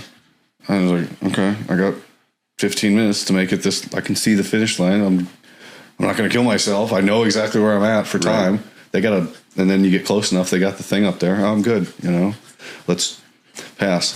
Right. So, those are gates, right? Somebody, guys will say, oh, the PT test during the course. I don't remember taking a PT test during the course. I do remember doing a UBRR, which I thought was amazing because I was a monster. I was this size. Yeah, you're a big boy. And then I couldn't run for shit. So I came in at like 39.59 on my 5 mile run. Okay. But I still scored 1,500 or something on this test, crushed everybody. And there were guys that came in at like 28 minute to 5 miles and shit. And I'm just chugging. Like, oh, this is bad. But no, I just meet this physical standard, comfortably, and you'll be fine. But that was what I went into it. There's a time to kill yourself. And you should be able to know when that time is. Right. Yeah. So, no. And if you're trained up, you don't need to worry about it. Everybody coming to selection should be able to meet those standards. Right. He's too much. I'm gonna have to get him a cage or something. No, he's chilling, man. He's not gonna bother anybody. He's not bothering me. You gonna come back up here? Panting. He's panting. I want to call him Elvis, man. He's a cute boy. Come here, Elvis. Hi. All right. But I will say, selection is the greatest achievement of my life, because they don't like I said, they don't tell you what you need to do. You are going there willingly and trying to measure up to this thing you think and you want, right? Yeah. So up after selection, they tell you exactly what you have to do. They teach you exactly how they want it demonstrated to them, and then you just have to do that. It's monkey see, monkey do after that. Right. It's physically difficult and taxing mentally, but in selection, it's all up to you. And you have to see if you measure up to this standard and you don't know what it is. Yeah. And you go up there, you get selected. That's a good feeling. You know, I thought to me that was better than the graduation, but that everybody's different. No, you're right. That selection being that ambiguous as it is, like you don't know what the sound. I mean, to this day, we're both Green Berets. We don't know exactly what the numbers are supposed to be and all that stuff. Nobody does. But we made it, right. We measured up on that day, during that time, and yeah, that was a damn good feeling. You're right. Nobody does, because it's a combination of all of those cadre out there and their opinions and the different views of them, and it's a whole melting pot of their assessments of you. So no one person is making an assessment, so they don't have all the information. They can see all of it come together, and maybe they can understand it, but it's this group collective that selects you. You passed a board of Green Berets and made it, and you get to go to the Q course.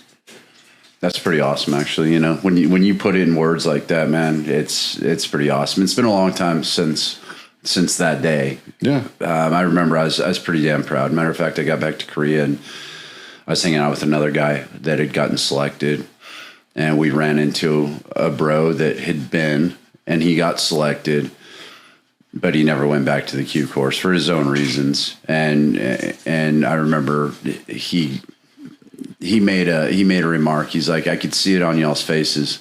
You guys feel like you got this chip on your shoulder. Like you're just, yeah, shit. Okay. So Q course, you crushed it. All good. Going through, no recycles, no injuries. I only crushed it because I got dropped the first time. Like, it was motivation. I didn't want to ever feel like that ever again.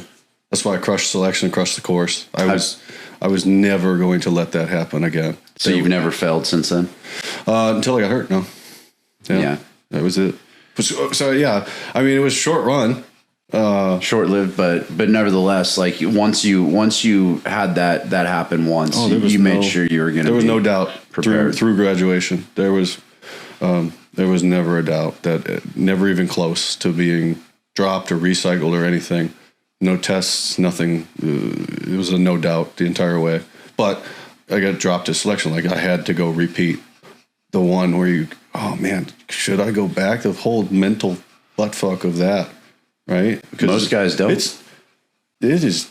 I've heard of people going 3 times and not getting selected. That is, I mean, that dude needs to be doing something with, because that's a mentally tough individual. Yeah. To go through that 21-day non-select twice and then go back and be 21-day non-select again. So there's some trait there that we need to bottle up. Right. That probably some people that passed didn't have, but that's the way it goes. And, he fails. You could fail any number of things.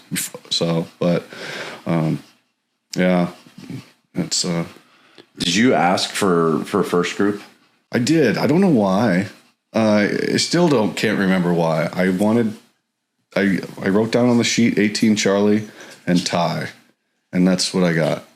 And it was Charlie, Echo, Bravo, Delta. I wanted Delta the least. Okay. And I was afraid I was going to get Delta because I had very high scores on my ASVAB. But I was like, man, I hope I don't get, because one of my buddies, he got Arabic and Delta. And that's a long road. I hope no, Charlie and Ty, and that's what I got. So I wrote down, that's what I got. I was happy. I don't think I did too well on the D lab. I didn't know. I don't even know if I spelled my name right on that one. I still don't understand that test. One of the weirdest tests I've ever taken. But the way it was described to me by somebody that said they did well was you know how people can look at code on the computer and understand it, like they're seeing the Matrix. Some people can look at languages, even if they don't know what's going on, and feel it. And that answered, I was like, okay, so I can't see the Matrix. Yeah. I can't feel the language. Yeah, I'm colorblind in languages, I guess. Apparently I'm colorblind in real life, so. Okay, so you put down first group, 18 Charlie, and Ty, and that's exactly what you got. You got your dream sheet. Yeah. Yeah. Jeez. All right. I guess. Oh, two choices. Yeah. And I think that's why I want to go to Asia. Yeah. So. Well, you had the option to put 1-1. No. On there. No, they didn't give us that. Because I went 110, or maybe I went 10th, 110, 1-1, and I went Charlie. Or no, I went Delta, Charlie, Bravo, Echo. And yeah, I got 1-1 and Echo. I got the things I wanted the least. Nice. They needs of the Army also.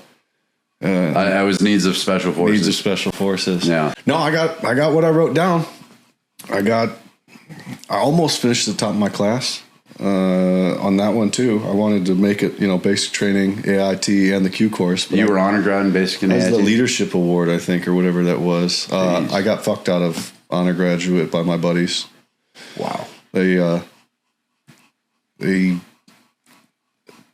It was clear it was me and the guy I was working with were 1 and 2, and I was 1 and he was 2, and they all came up to me afterwards and they wrote down. They gave him more votes than me because they wanted to make sure that he got 2. Well, they ensured he got 1 because they gave him those votes. Yeah. And I got 2. And you voted for him, I'm sure? Oh, of course. Yeah. Yeah. And he voted for himself. That's terrible. So he voted for himself. I don't know if he voted for himself. He had to have, right? Because you got to think. Well, You got to think logically. There's a big group of us, so we were the only 2 to get honor graduate, and then second one. Well, next time you talk to him, you can tell him you figured it out. No, he voted for himself. Good for him. The only reason I ever bring that up is because it ended like right after that, and that would just be one thing that I could have and hold on to because it's nothing. I didn't have a chance to redeem or anything after that. There was no going to another school and trying to get a distinguished honor graduate or anything else after that. That was unknowingly, that was my last chance to pass a school. Yeah. Yeah. Shit. So, but that's okay. You took second place as opposed to honor grad. Yeah, I was Charlie, and then my buddy at Sage, he got the distinguished honor grad. Beautiful. He's a Fox now. Yeah, and he did this beautiful. Whatever the fuck they call that fucking matrix that the Foxes do with the underground, and he was close to, he had it on the back of the sheet. Yeah. And he handed that to the cadre at the end, and the cadre took that to the other cadre and laid it out, and they gave him he deserved it. Yeah. He figured it out. Dude, some guys are switched on like that, and they pick up all the details and they can just lay it out. He did really well. I mean, those beautiful minds. Those are the guys I enjoyed working with the most, man. He's still in. He's a good dude. He's Fox now. He'll be a team sergeant soon. Yeah. Yeah, you have to, man, hook it up. I like guys like that. Okay, so now you're going to first group. What? Yeah. You're an 18 Charlie, heading to Washington. Let's go. Yeah, we got out of there, packed up, started driving across the country, and I get to group. I think. How did they work it? Because we graduated in October, so I think we went over the holiday break, right? PCS. Yeah. And then signed in January 6th or whatever. We'll call it January 6th. It was it's first day back. So you used all the block leave. Right. And then you used your vacation days and then your travel days and all this other stuff. So, right. And you had to do this post in processing that was whatever. You had to do PT with them and all this other stuff. So you get to post, and then you start getting over there, and I don't really remember how it goes. Nothing remarkable, right? Just signing in a JBLM. I just remember it was wet and dark because it's January and it's like 40 degrees and wet all the time. Right. Just soaking wet, and it's dark. The sun comes up late and it goes down real early. And so finally get all that stuff done in process posts. And all right, you're going to 3rd Battalion. All right, you're going to Charlie Company. And I go in there, and I sat down with Sergeant Major Coran, and there's another dude next to me. He's still in. And I don't remember anything from the conversation. I don't remember anything at all. When you're talking to Eric? Or Coran? Eric Coran, yeah. And I don't remember anything except this. All right, can you swim? No. Great, you're going to the dive team. Wow. I was going to the dive team regardless, and so was the guy next to me. And company was full. At that time, all the companies were full. I was Charlie 4 on the team, I think. Jeez. I was definitely Charlie 3, and I think I was Charlie 4. So we were very, very full in the company. And now it's crazy because they just ghosted a team. My team got ghosted at first group, and none of the other teams are full. So they're like, the companies are almost down 2 teams. Yeah. With dudes right now. That's down 24 people in the How many years has it been? What year was I got there in 15, beginning of 15. So 10 years. 10 years we've lost a substantial amount of strength in our unit. Yeah. So, so we go down there, and that's where things just kind of got disappointing and then bad. So I went to a bad team with I do got to re-examine me saying that bad team. The team dynamic was bad because, and you know this, if the team sergeant sucks, team sucks. Right. So the other guys on the team were good, were great, right? Our team sergeant was a terrible person and a terrible team sergeant, and it reflected. So I don't really remember too much. I know we went to the range one day, and that was unremarkable. And I don't remember too much else. And then the day I got hurt, I remember quite a bit from that day. It was pretty traumatic. So let's talk. Okay, so let's talk about that. How long were you on the team before this happened? Cheers first. Oh, this is delicious. Yeah. So these are Sprecher root beer from Wisconsin, made with honey. This is the finest root beer that you can find, and people can challenge me on it. So, dude, this looks awesome. Cheers. Cheers, brother.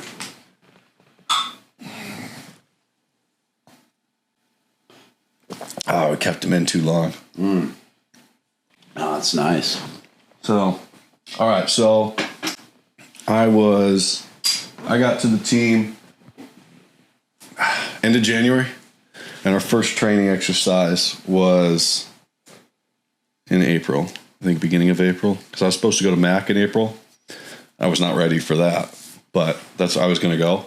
MAC, Maritime Assessment Course. It was on a dive team, so everybody, team sergeant, big on combat divers, obviously. So you ain't shit till you're a combat diver. So of course, I mean, we did pool PT twice, so obviously I was ready, right?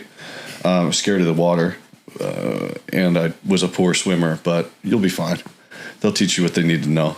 And so our first training exercise was down in Astoria, Oregon, which is on where there's going to Camp Rylea. It's just south of the Columbia River there in Oregon. And we set up one of the barracks on base, and we were going to do beach landing seizure training. I don't know if you're familiar.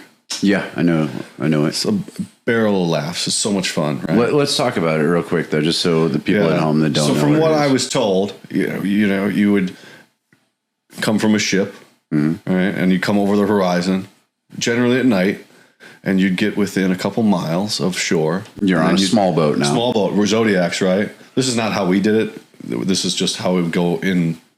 Well, there's never been a water infill in the history of Special Forces, but if we ever did use the dive teams, this is how it would go.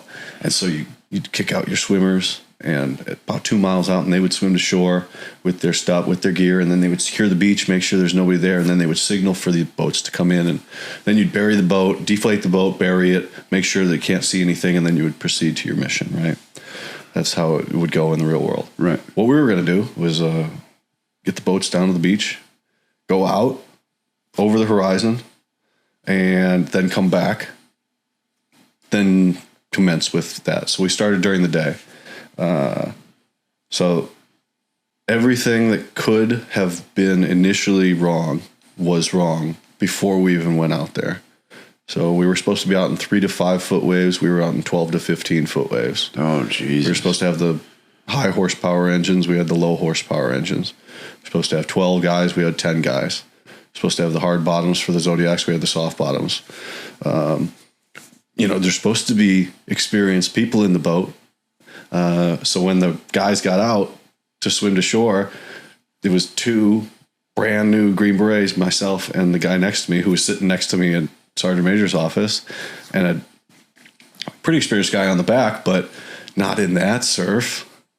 And so we go out to do this training, and we didn't go out far enough. We kicked out the guys in the worst part of the surf. They get out, so we're super light now. We got 3 people in the boat, and we turn to go out to sea to find some calmer water. And I'm on the front right, the other guy's on the front left, and we go up this wall of water, and I catapult into the air as we go up this. So the boat goes like this, and then I proceed up, and the boat washes back down. So I fell all those feet, however many feet it was, back to the ocean floor on my head. Excuse me. But so I got knocked out, bounced into the water. I remember looking up under the water, and I could see them trying to pull me back in. And so that was first blow to the head. And then we flipped over shortly after that. And then I don't know what much all happened after that. And then I remember getting hit with the engine a short time after that in the face, because I was setting it on the transom, and then water washed it up into my face. So that was another one. We flipped over so many times that we couldn't physically turn the boats over anymore. So we would just drape over the sides, and then we'd flip, and then we'd swim back to the boat, and then rinse and repeat all the way to shore. And so we finally got to shore, and the medic grabs me. He's like, "You okay?" I was like, "No, I ain't okay, man. I've had a lot of concussions in my life."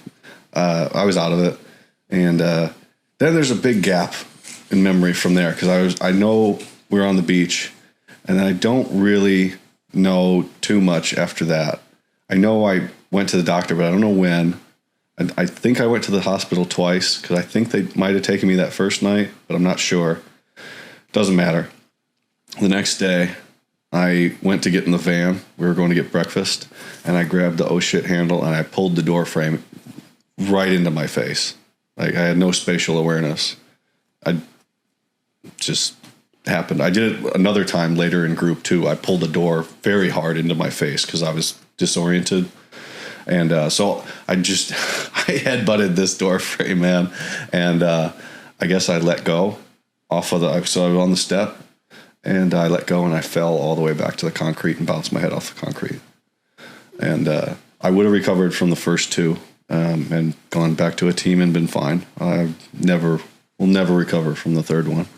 So no brain bleeds or visible damage or anything anybody can find out, but some of those pains have not gone away since that day. I've subsided most of them. The shooting pains through my eyes, down through the top of my head, down my back, down my leg. I would occasionally get somewhere it would feel like somebody stuck a hook in my eye and would rip me back. And then I was kind of having these little, I don't want to call them seizures, because that would be like people actually have seizures, but I would have these motions where I just couldn't control it because the pain would be so intense, and then it would go away. And then I'd had a stutter that would come back and forth because it would get like I got hit again. Right. And that would come back. I got hit in football once, and then I wasn't allowed to play football anymore. And I started like talking all messed up, and that wasn't too long after. But yeah, so a litany of things, and so I went to bed at home for 45-ish days. I think I didn't come back to work for a month and a half, and I was so concussed. And, I don't know if it was from those 3 or it was the one every 12 months for 5 years. Right. And then those 3, and then that last one set everything off. Whatever. And there's imposter syndrome and injuries as well, too, right? Of course. Because even as I tell this, I go, there's no way that, but I've lived through this. And so my first appointment back at the TBI clinic, when I went back in, I threw up at that appointment, and that was a month and a half after I got hurt. I was so fucked up that I threw up, and they said, "You're going to get medically retired." And I don't know if I ever went back to that clinic. I went back to group, and I disappeared back into the company. I started doing half days and working around the company. I wouldn't say area beautification, but like fixing stuff. Okay. And just doing little projects the sergeant major and the commander wanted to get done. We made the place pretty nice over the summer there. But,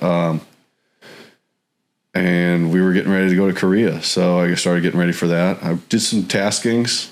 I went down to NTC. I was supposed to do a school, got pulled out of that. And then I got my master driver certificate. Nice. That's the only school I ever got to do as a Green Beret. So everybody Were you the honor grad? Bro, the only reason I passed is because the instructor was going through a divorce as well. And he let me slide on missing 2 days of class. And I went and I explained it to him. I said, "Hey man, I need this to go to Korea so I can help out the commander. Is there any way I can make up the days?" And he's like, "What's going on?" I told him, and he's like, "I'm going through a divorce too." And he let me slide. The only reason I passed, the only school I went to as a Green Beret is because the instructor was going through a divorce as well. So yeah, you weren't able to maintain a lot of that stuff. Yeah. So yeah. So drastic life and personality changes and mood and things that go along with it. A lot of it I don't really remember, because you don't remember much as it is if you're okay. And I don't really remember too much. Plus, and then team sergeant switched out on the B team, and he liked to drink, and so we all liked to drink. So we all got into heavy drinking after that as well on the B team. Heavy.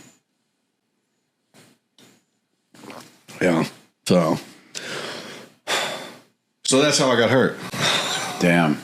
That's brutal, man. So it sucked, but now it's a thing I joke about. So I've gotten to the point where it's just a joke, people get hurt in training. People die in training. Yeah. I didn't die. I'm okay. I've pushed the health and fitness so far that I don't let it bother me. So, yeah, I have some pains or whatever and things. And I draw my disability, but I'm one of the strongest, fittest retired Green Berets there is, period. I can back that up. And I'm in the pool. I'm afraid of the water, and I got hurt on a dive team, and I'm in the pool 3 days a week at home swimming because I want to be able to not let it bother me that much. Oh yeah. So I like that, man. So how long did you hang out then? So we went to Korea. So I got hurt in April. Then we went to Korea in January for 6 months. And things were good there. Just did 6-month rotation there. Bouncing all over the place. And then came back. And, is it sick call for something? And my buddy sat down that fall. And he says, we're just asking what he's doing. He said, we're going to Korea. I said, you taking over for the National Guard unit that took over for us? And he said, yeah. And I thought did some calculations about dwell time and a couple things. And I said, I'll talk to you later. And I stood up and I drove back to the company, walked into the Sergeant Major's office, said, can I go back to Korea?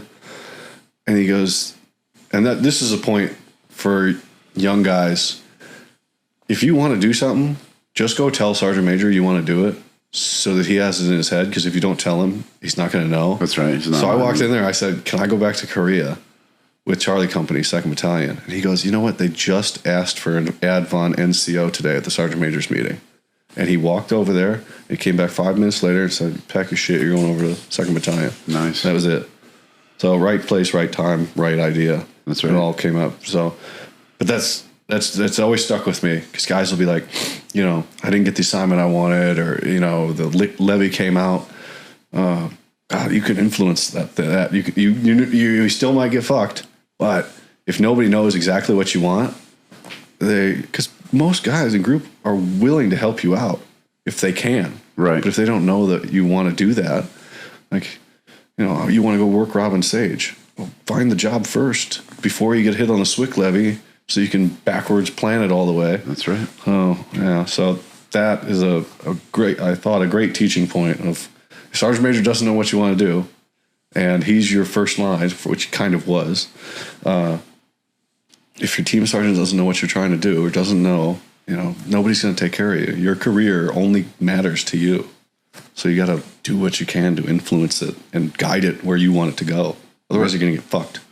Yeah. We talk about that a lot, right? If you don't manage your career and you expect somebody else to do it, then you're going to end up in a career that you don't like. Like, you absolutely have to be active in managing that. Yeah, you'd be at Fort Sill in a field artillery unit just counting rocks or something.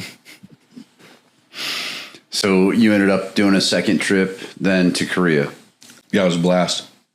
I was a highlight. I got 4 soldiers. I got to go over there, ADVON. I was a senior guy for our unit over there. I don't know who I reported to, SOC Corps. Yeah. And I went up, met with the master sergeant when I got there. I said, I'm here. I got my soldiers here. We're down at camp in K2. This is what we're doing. And then he laid it out. He said, whatever you need. It was cool. I had a piece of paper that said I had signature authority. So I was a commander. I tell myself, like, I was in command. You were? You know, I had a piece of paper that said I could sign for the commander. Oh, yeah. I signed for the commander. Sergeant Major flew in after visiting another team on a J set. And they came out. We re-inventoried the property list or property book. He signed for it, and then I signed for it, and then they left, and they didn't come back until the second week of January. And so from November 15th or so until then, it was just me and these 4 soldiers in Korea, and no supervision at all. It's a cool place. I like it there. I liked it there a lot. I did too. Great people. The food was good. Oh, the best Korean food. Yeah. They had the best Korean food in Korea. Yeah. Yeah. Yeah. Beautiful. I got to, that's the only time I got to have soldiers, my whole career. And, I'm very proud of that. I think I had a positive impact on them. I just treated them like adults. We did Thanksgiving, as a family. And so much so that we got all of the Air Force that wanted to participate from their barracks.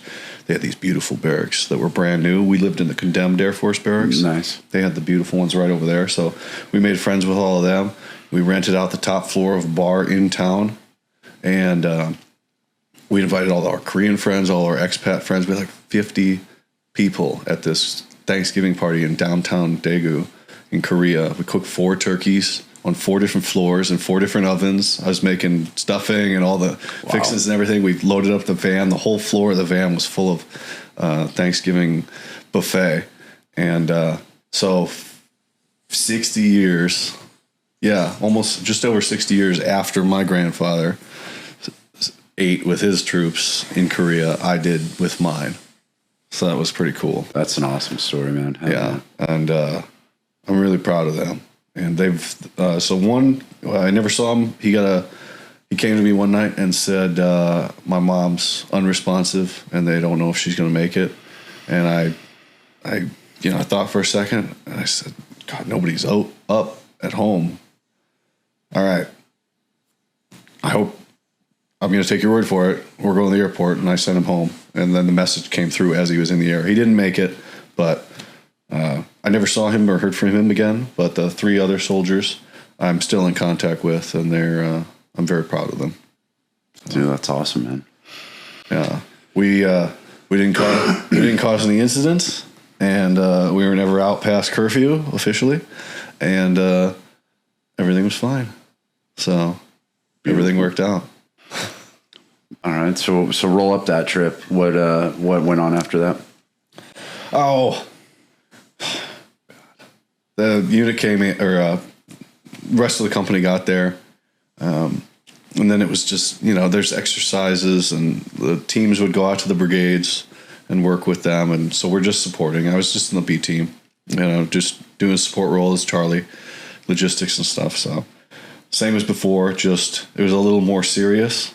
And then it kind of came to an end, and I went back to, it was kind of fucked up. No, but I don't really want to talk about it, because it's like, it still bothers me so much where I haven't worked out exactly what I want to say. So, because there's something bothers me, but the thing that I do tell so far that I've worked out is be very careful how you say things to your soldiers. Because somebody said something to me, and then I went home after that, and it bothers me to this day. And I guarantee they didn't mean it how they said it. And but it very quickly was not the case when I got back, and it bothers me a lot still. So I won't tell the story, because I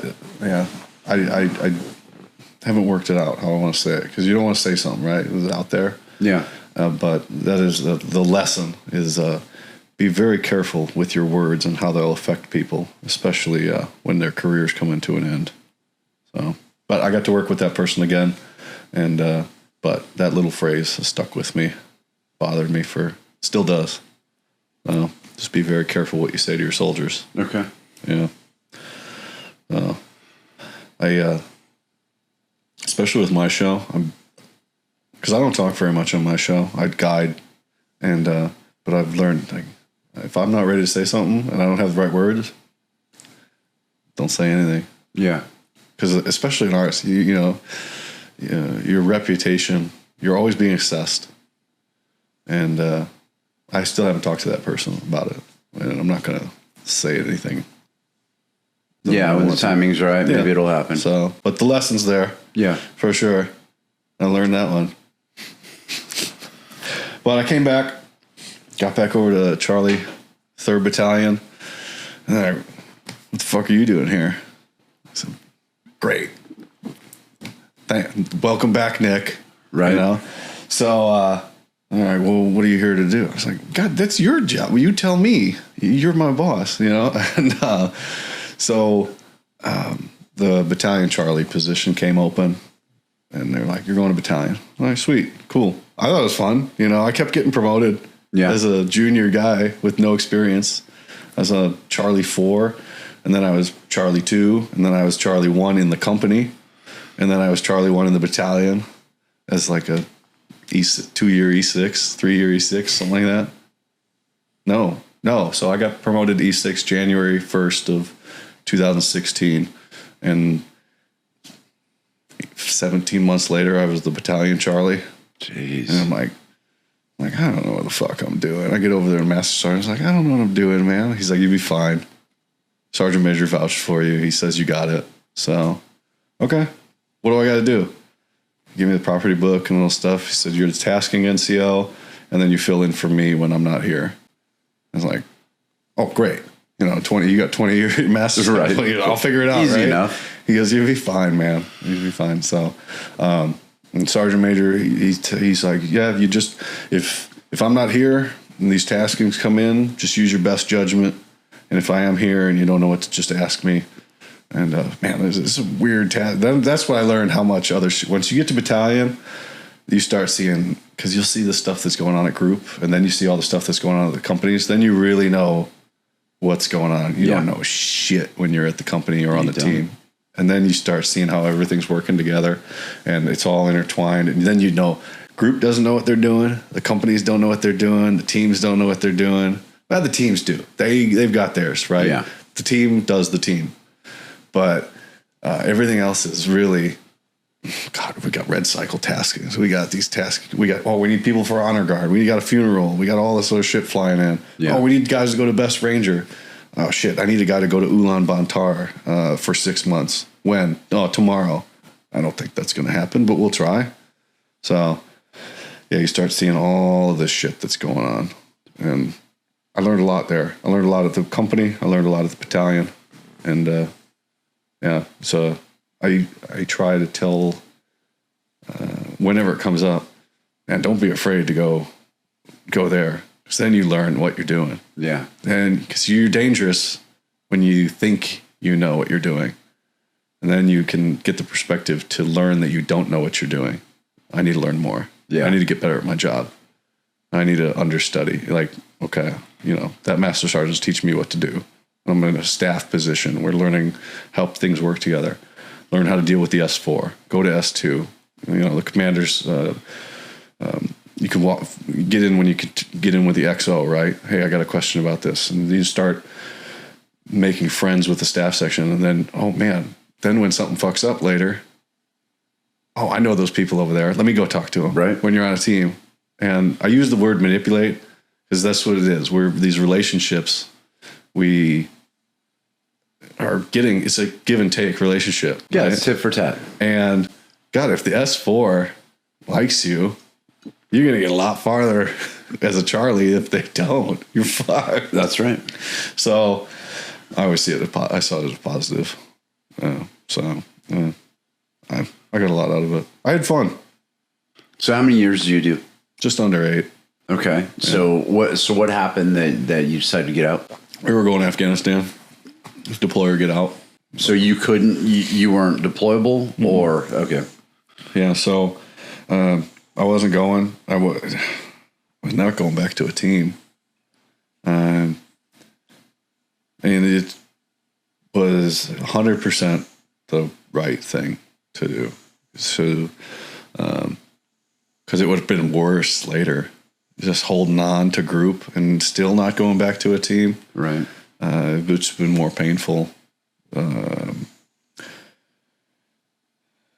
8 years, and I didn't have any schools. So I entered the med board process, and it was over real quick after that. So what ultimately is it that so when you go through a med board, they go through basically your medical records, they line everything out, anything that you've been seen for, they want to check again. Yeah, I was not getting out of it. It was documented. Yeah. And in there, and guys that don't get it checked out, and then they start getting it documented, and then you can initiate. Like, it was a no doubt. And they did the board, and I did my appointments, and they came back with my ratings, and then it was over. I went on. I think I sold all my leave because as soon as I signed over the property book, they just told me to call every week or something like that. And I worked on the house to get it ready for sale, and sold all my leave. And October 31st, I drove back to Wisconsin to start a new job. So what was it during that med board that came out that made you unretainable? Oh God, I have no idea. Was it TBI related? Yeah, it's all TBI related. So it's all TBI related. Yeah, I don't know what the verbiage is anymore. Okay. I don't read that thing. Is there? So I guess my question is, when you go through that med board, they generally give you a hey, this is never going to get any better, or there's potential that it could get better. Did you get anything like that said, if you stuck around for a while, maybe you can come back in, or you're just out P&T. Yeah. Okay.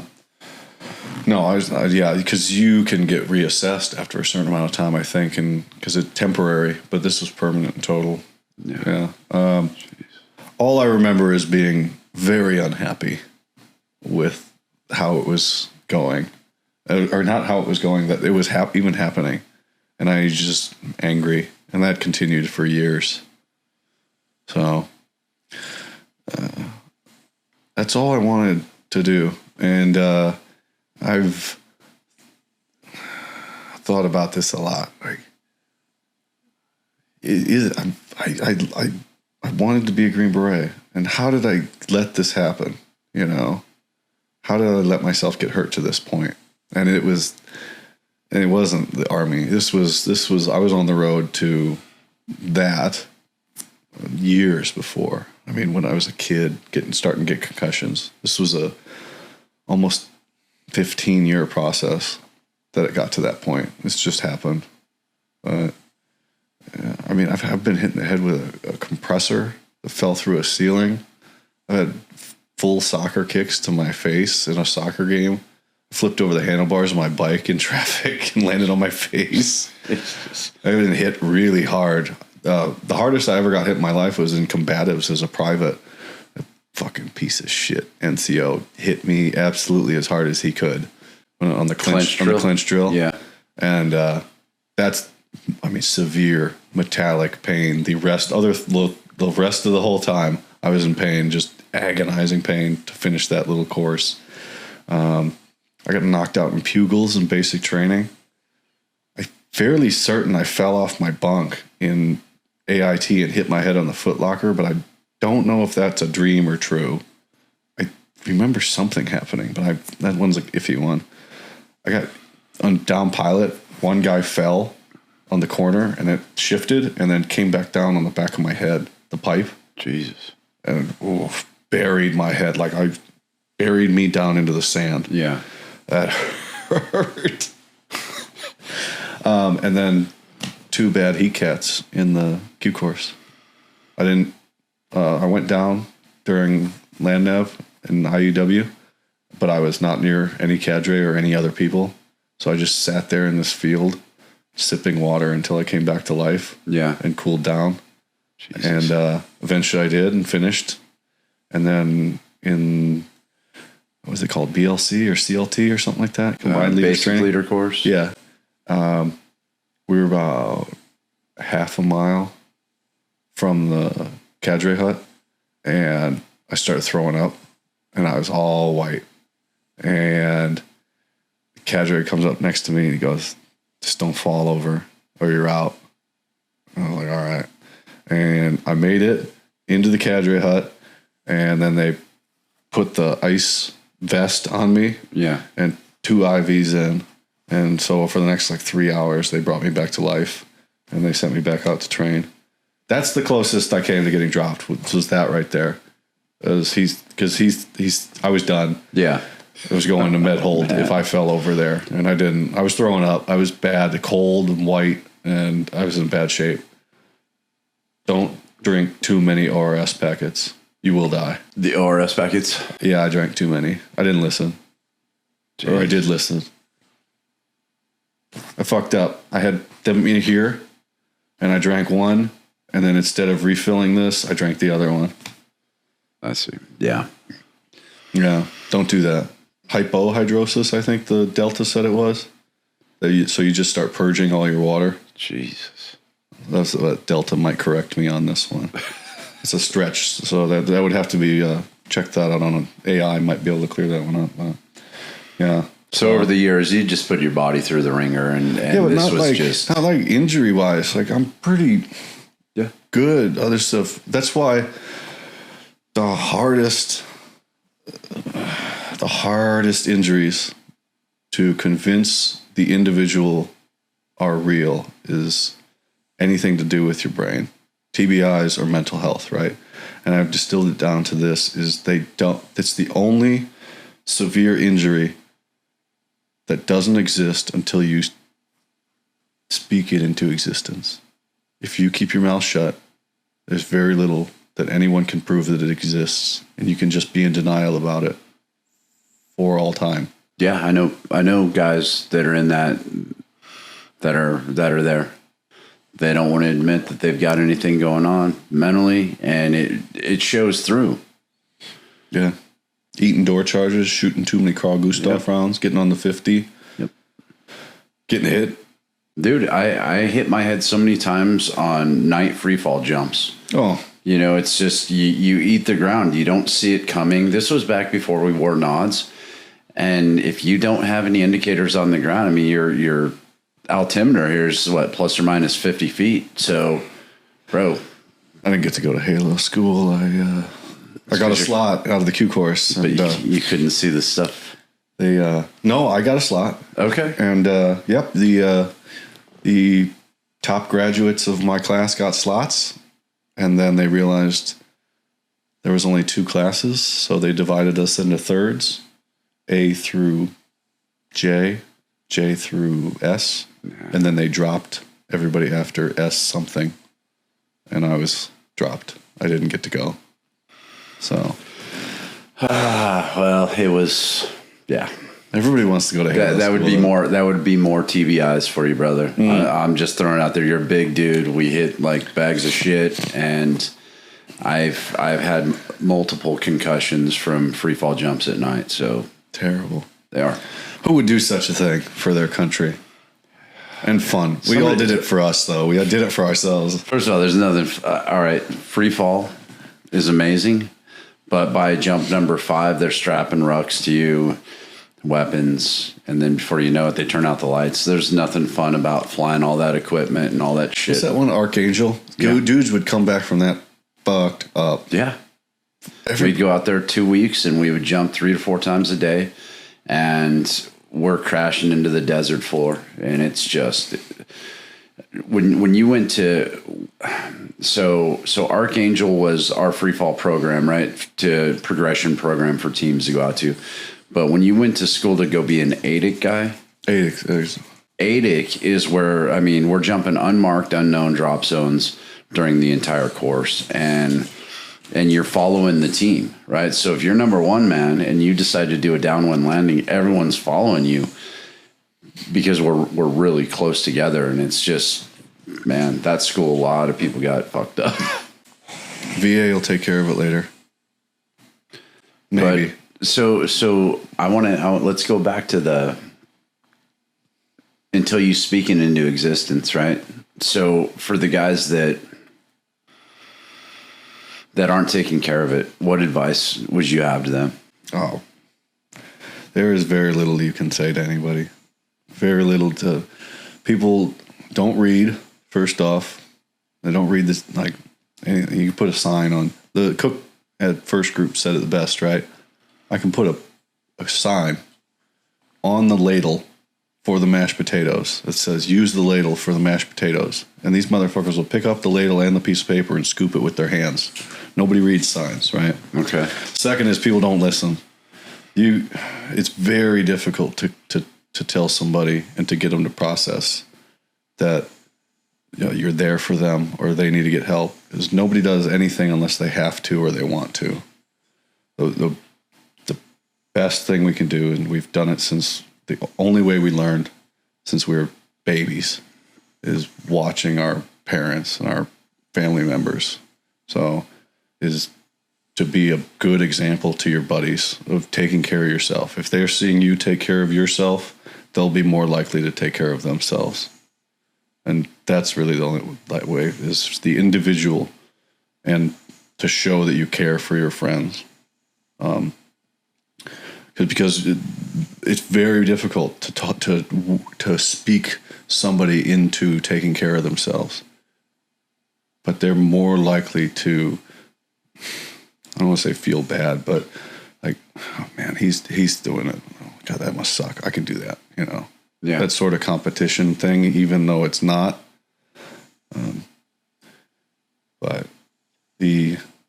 what I go to is, there's a lot of resources out there. So many that it becomes a like paralysis by analysis sort of thing. Well, let's talk about some of the ones that you've taken advantage of and gotten any benefit out of.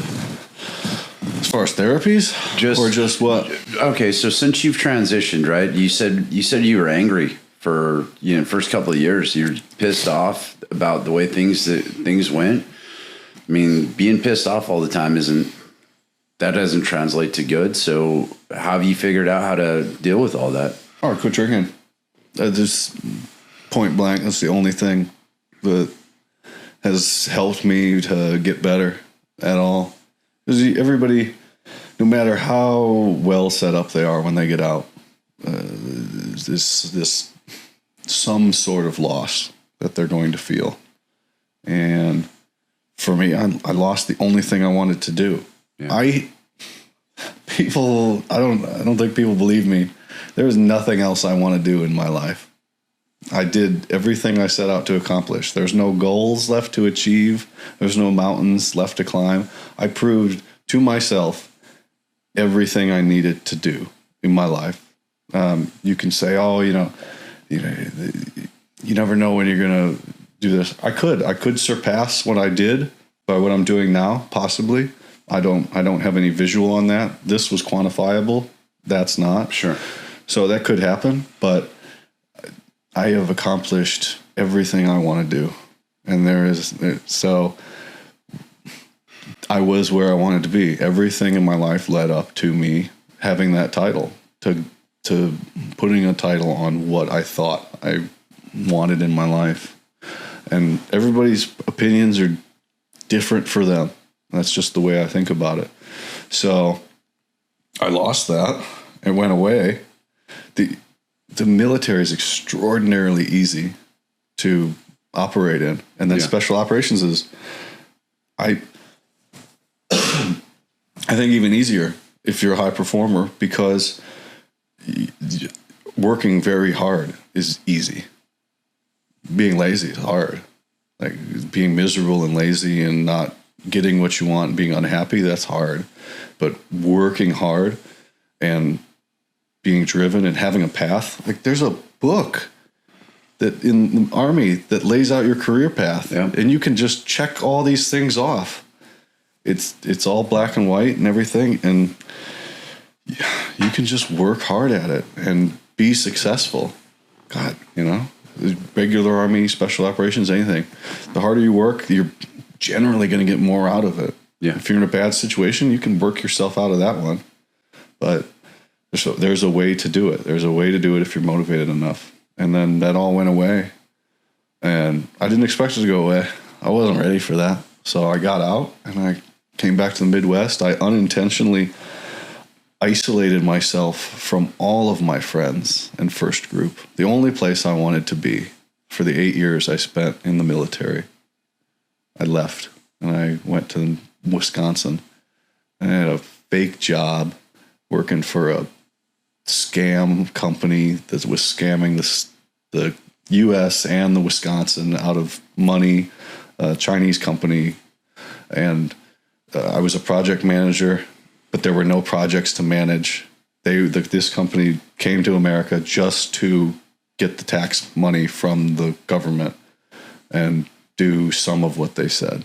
100%. That's why they're here. And I found out after I'd already started the job and moved back to Wisconsin. So that's a bummer. I'd always laugh though. Whenever the news puts up that map of all the Chinese owned farmland around military bases. Yeah. I was like, there's some missing, because I used to manage some Chinese owned farmland around this base here that they don't know about. So if Fox News sees this, I can update your map for you. Yeah, give us a call. Because I've got the addresses and everything of all this farmland that this Taiwanese company owns in Sturtevant and Summers, Wisconsin. But yeah, so that was a bummer. And there was a lot of military people there that I worked for, but there was no job. There was no purpose. There was no way forward. Just taking up space. And then COVID came, and then my position was eliminated. So I lost that, and I kind of sat at home. That was probably the worst. Like COVID for the drinking, you just wake up at 8 a.m. Like, I don't have anything to do today. I can't go anywhere. I don't have a job. And so I started drinking then. We would watch like anything that had over 3 movies in a series. We're going down the line and watching them all. Just binge watching. Yeah. Staying drunk. Yeah, pretty much for months. And then I got a job selling commercial vehicles. One of the guys that I had bought vehicles from when I worked at that company, that was the only thing I actually did, was I bought some vehicles for this company through a dealership. Okay. And I called him up. I said, "Hey, can I get a price on a truck? I might start my own construction company," because that was like the fail safe, so I can go work construction again. I'll just work for myself. And he's like, "You ever thought about selling vehicles?" I said, "No." He's like, "Well, commercial vehicles is different than what you're thinking of. Would you come in for an interview?" So sure, I don't have anything else going on. I'll come in. So I went in, I brought my resume, put on a collared shirt, and went in there. And they sold me on it. And I said, okay, well, if I don't like it, I'll quit. And I was good at it. And I did that for 4 years. And about 3.5 years in, I got sober. And I realized I hated it. And then I got vocal about it because the guy that had hired me moved away. Okay. And things weren't, I was just like, this is like, why are we putting up with this? And some other stuff. I guess you had to be there because it's like this slow descent. It was all these little things. Right. And I was like, I had enough of this. Like, I'm going to tell people how I feel. Well, then I was let go. So, business 101, right? Yeah. But turned out I felt great. Best decision? No, I don't. I didn't make whatever. I felt great. I got home. I was like, I'll be fine. I didn't pick up a drink. I didn't have the urge to drink. So at this time, I'd been sober for 5 months, I think. I was fine. I'll be okay. And I think 2 months later, I got a phone call, and the hurricane went through North Carolina. And I got a phone call. I got work. Okay, where? North Carolina. Ooh, that's fucked up. What do I need? It's like, well, you don't need anything. I was like, I don't believe you. So I got truck packed up with everything to live in the field, right? Even my squat rack and my weights. I might have, So I brought everything and drove down to North Carolina, found a roundabout way to get where I was going. And I pull up to this community college in Hickory, North Carolina. And I'm like, okay, this isn't devastated, but you could legitimately not get west of there. Okay. Like 20 miles west of there, further, you couldn't get out there at all.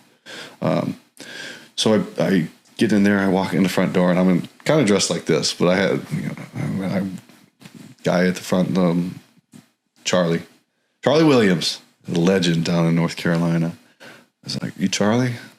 Yeah? I'm Nick. I'm here to work for you. So what are you here to do? Whatever the fuck you want me to do, man. And he looks at my hat, and he goes, all right, come on in the office. We just sat down, and it's like, back, the standard SF guy stuff. Oh, yeah. And he's the generation before you.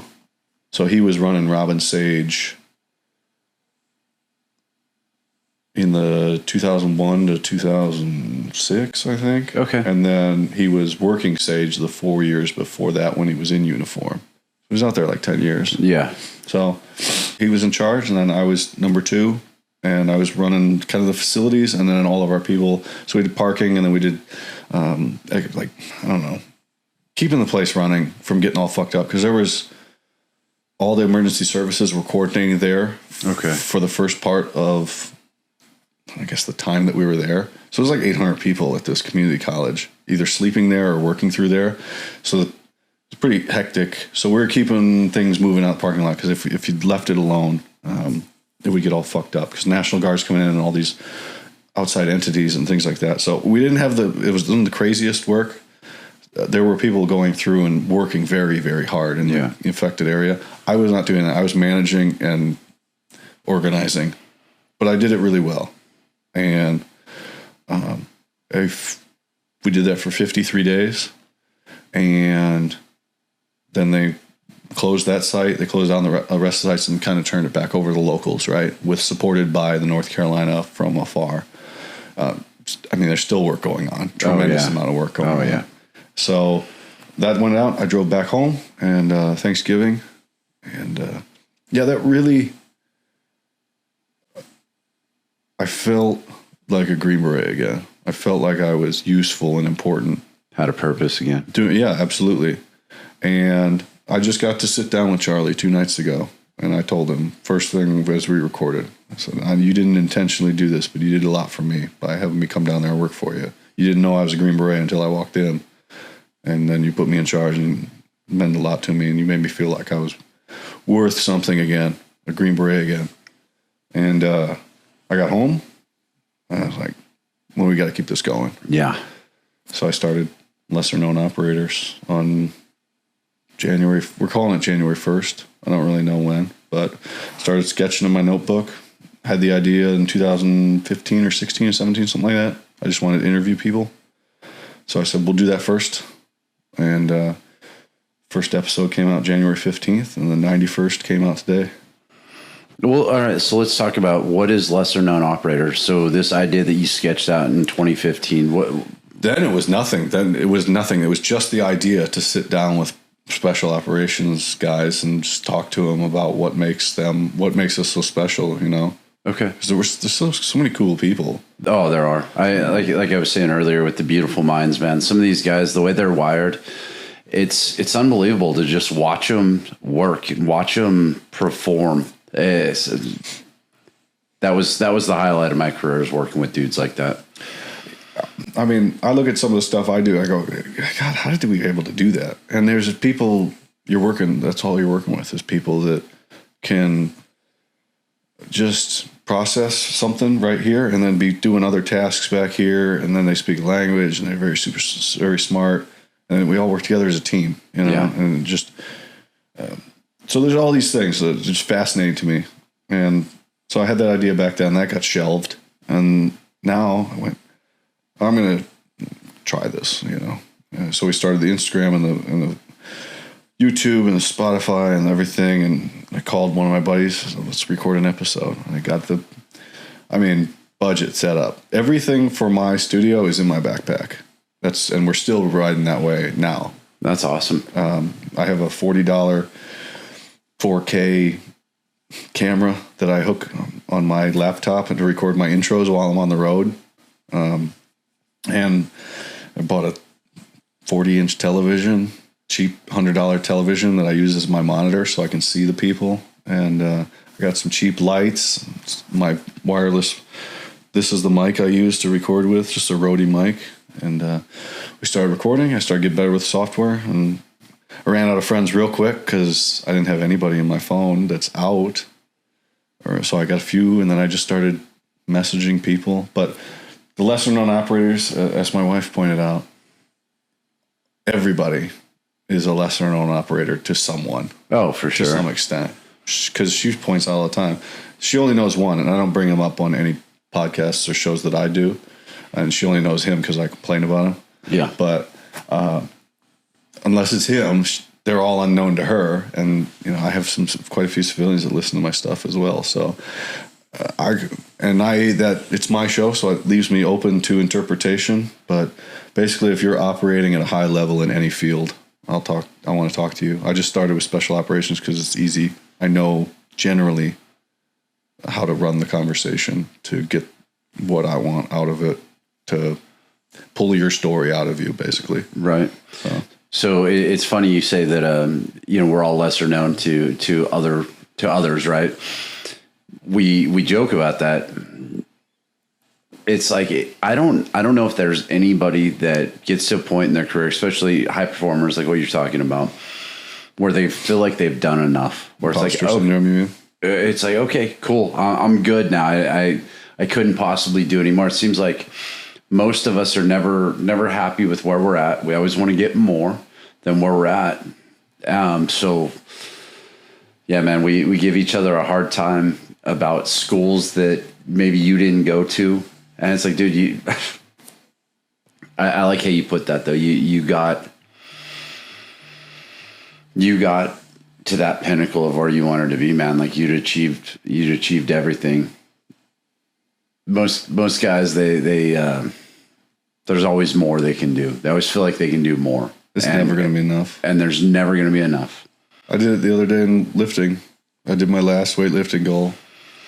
I hit, So all this year, I've gotten a 4-plate bench and a 5-plate squat and a 6-plate. I hit a 6-plate deadlift the other day for the first time in my life. So so for the people that don't lift, how much weight is that? Oh, so 405 bench. So 4 plates is 405. Yeah. And then a 5-plate squat, which is 495. Jesus. And then a 585 deadlift for 6 plates, which there's way stronger people than me out there that pull more than that. But for me, there's nothing left to prove to anybody or myself on that one. And I hope everybody can get to that point. Just that feeling. Maybe not the numbers, because not everybody's going to be able to do that. Sure. But to go, I set that a long time ago, and I did it. And it took me a very long time. And I hope people can realize the pride you feel in yourself when you do that.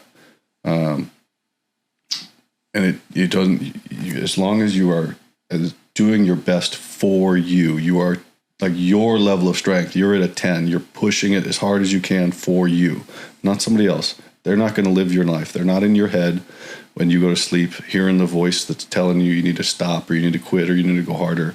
You live your life for you and you're doing your best for you. I hope everybody can get to that. I know they won't, but it's a pretty cool feeling. Dude, that's a hell of a goal.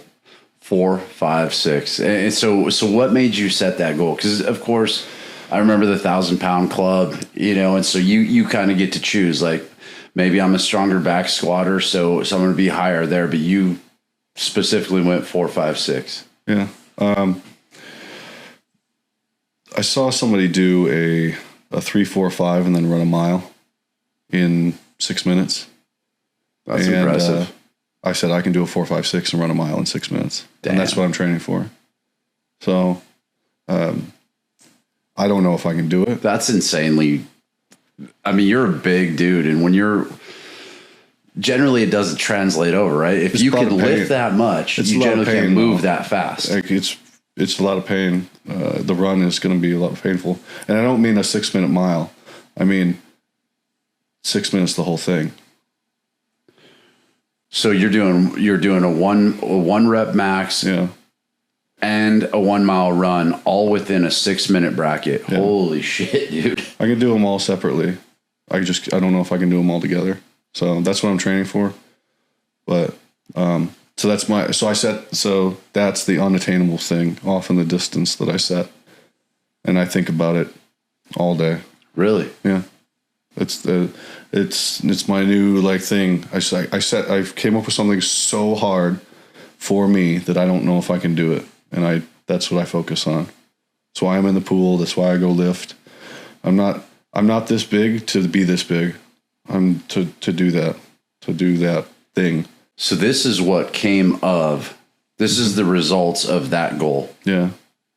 But do you do much else beyond the squat, deadlift, and bench? I do, but it's a very simple workout. But the only reason I go this is I'm not tactical anymore. I can't jump out of planes.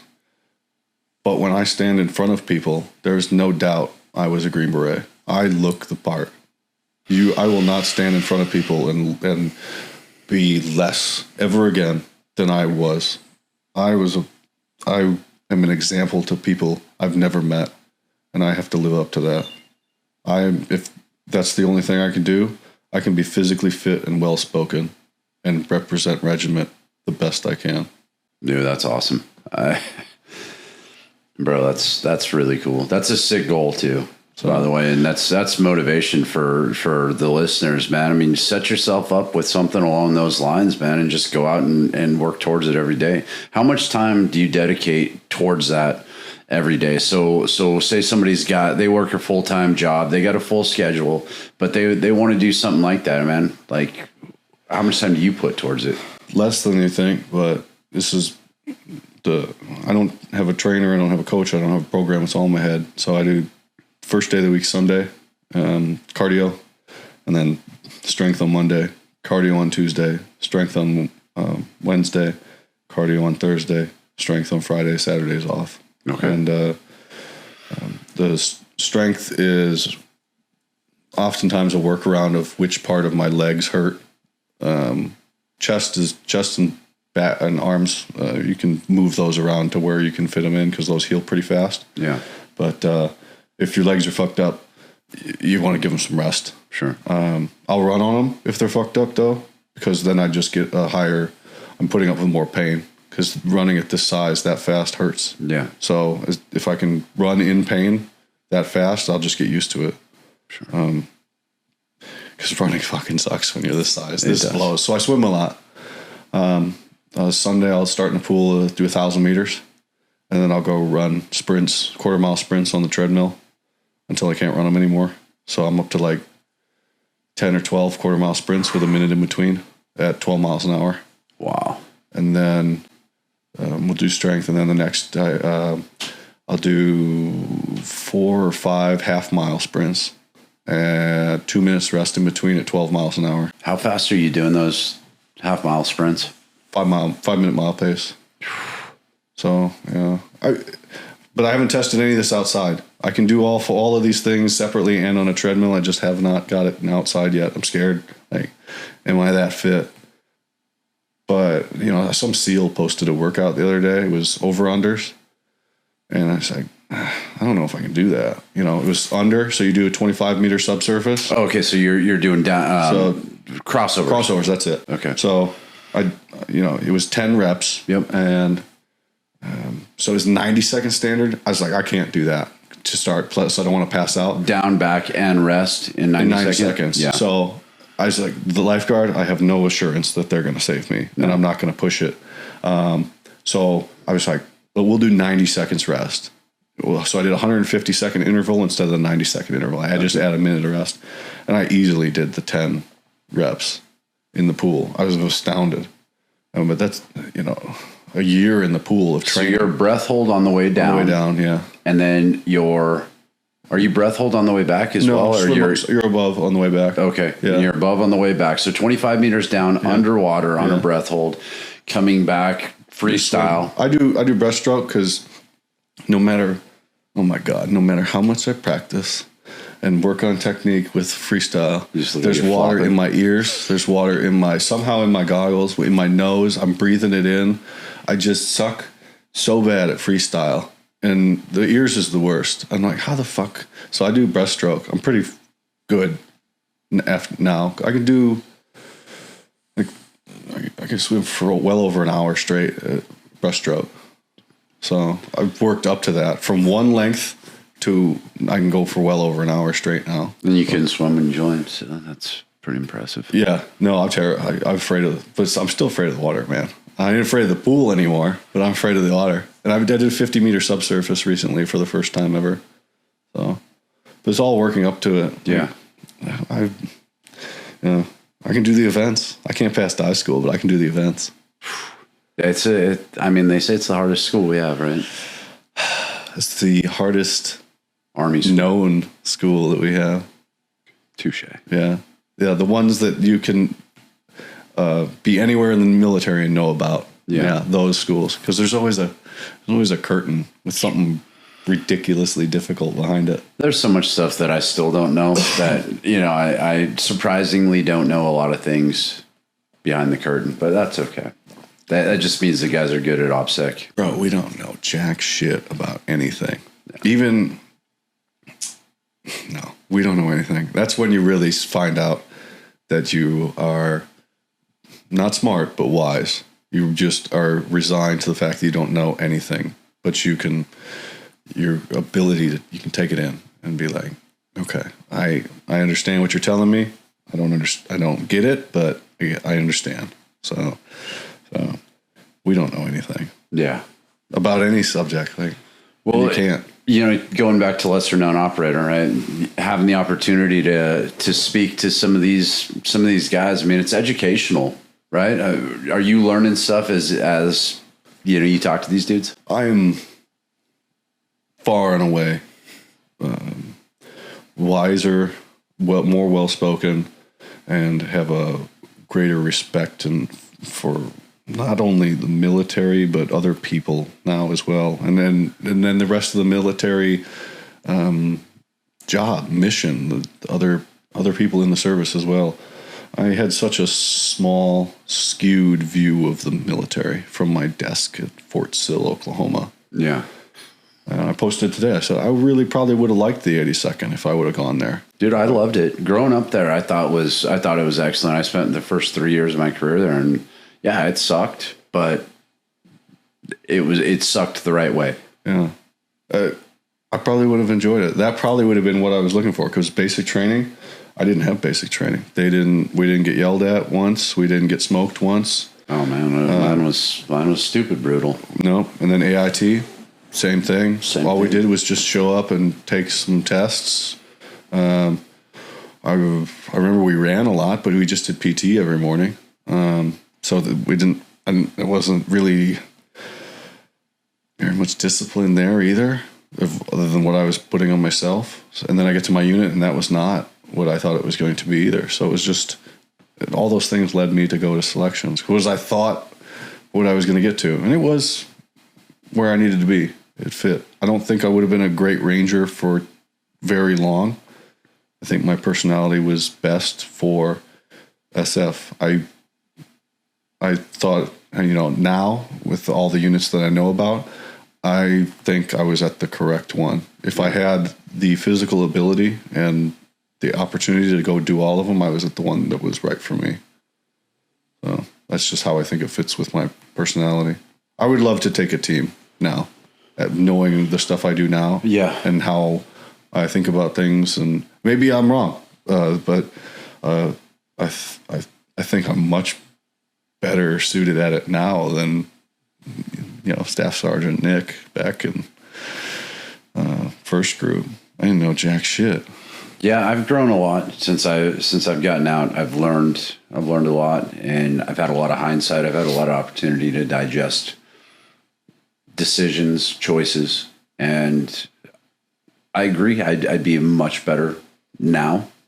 I learned a lot more towards the tail end of my career, but it's for another day. So where are we going now, Nick? So you got lesser known operator. Bro, I don't know where the fuck I'm going right now. Every day's... You're crushing it, though. I mean, in less than a year, you've published 91 episodes. I mean, dude, that's huge. So you've got good reach.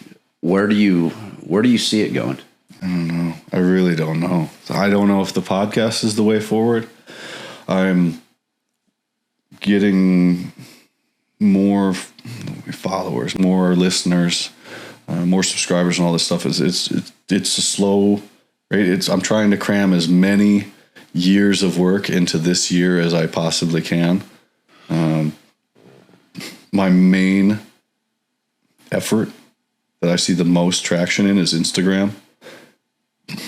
Mostly because I don't know. I'm good at making the posts and the content out of the things that I like, and that's starting to get me more. So the more I have on there, the more listeners I get, the more people that come to the show. So I really don't know. Like I said, I can't conceptualize it, but I'm enjoying what I'm doing. I'm feeling fulfilled in what I'm doing. I have this massive team of people that I've accumulated. My ODA is 150 people I can call really at any time and get information. I joke that I can get a hold or get a message to any living Green Beret almost immediately. Within 15 minutes, I know somebody that knows that person. Yeah. And that's the network. That's the real Brotherhood. Yeah. That we're out. The one the guys complain about, that the Brotherhood wasn't there for them, they looked in the wrong spot. And I feel for them. You go to what's known to you when you get out, right? Yeah. And what's known to you is your team. And the team stays where it's at and continues its mission, and you leave. And you look to your brothers, and they have very little capacity to help you because they're staying where they're at. And it's this, Kevin Pipp said it, it's moral injury.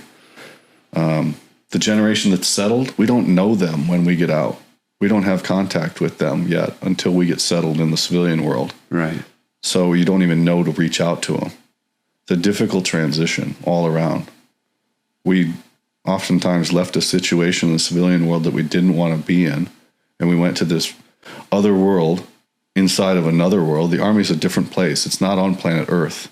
It's in a fenced area with its own rules and customs and courtesies. And then you went to this special world inside of that, where it's even more exclusive and you worked harder to get there. And then one day it ends. And the people that you thought were going to be there stay there, and you leave. And it hurts. It's very painful to leave your family. And they're not coming with you. And they're going to stay, and you're going to be cut off from them. And that's why I say everybody has a tough time settling. But from interviewing people and taking in everybody's stories, that when we really start to feel better is when we either become part of or create our new team. And that seems to be how everybody starts feeling better. And starts, whether they have that set up when they get out or years later. Like, I have now created this thing from just a sheet of paper. I have lesser known operators, a lot of lesser known operators that are my friends now again. And I created that from work, creating my own team on this side, because people were nice to me and helped me out on Instagram and encouraged me in things that are already established. They're already set back in the civilian world, and they really care for people coming out, and they want to see the best out of them. And that has helped me immensely, and that's what I want to do for everybody. Like, everybody's very nice to me when I finally started creating this, and they helped me out, and I want to show nothing but that back to people.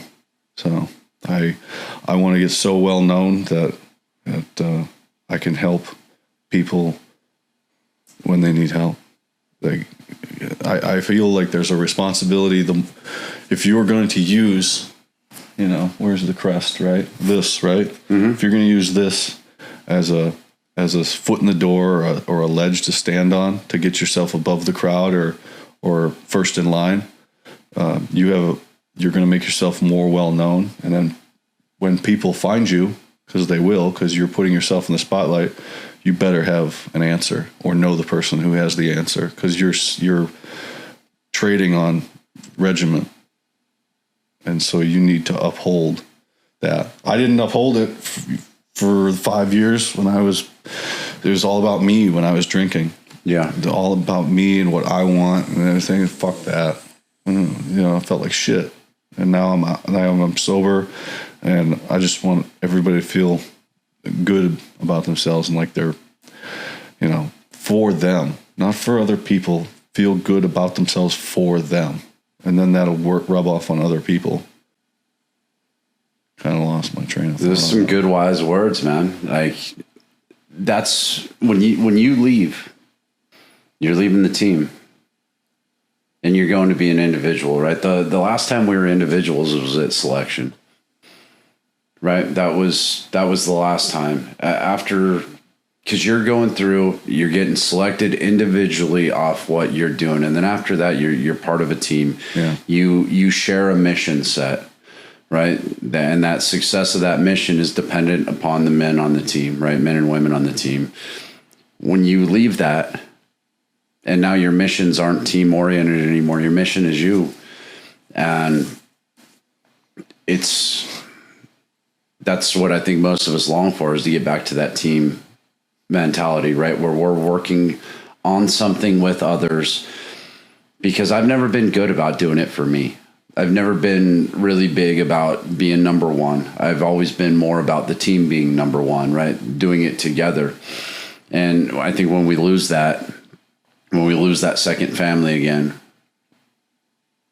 that's, for a lot of us, that's the hardest parts of our life, if you will, at that point. And I think that's where a lot of dudes suffer the most, where they enter their downward spiral, if you will. And it's because you're not part of a team anymore. Yeah, it's a loss. You lose your family.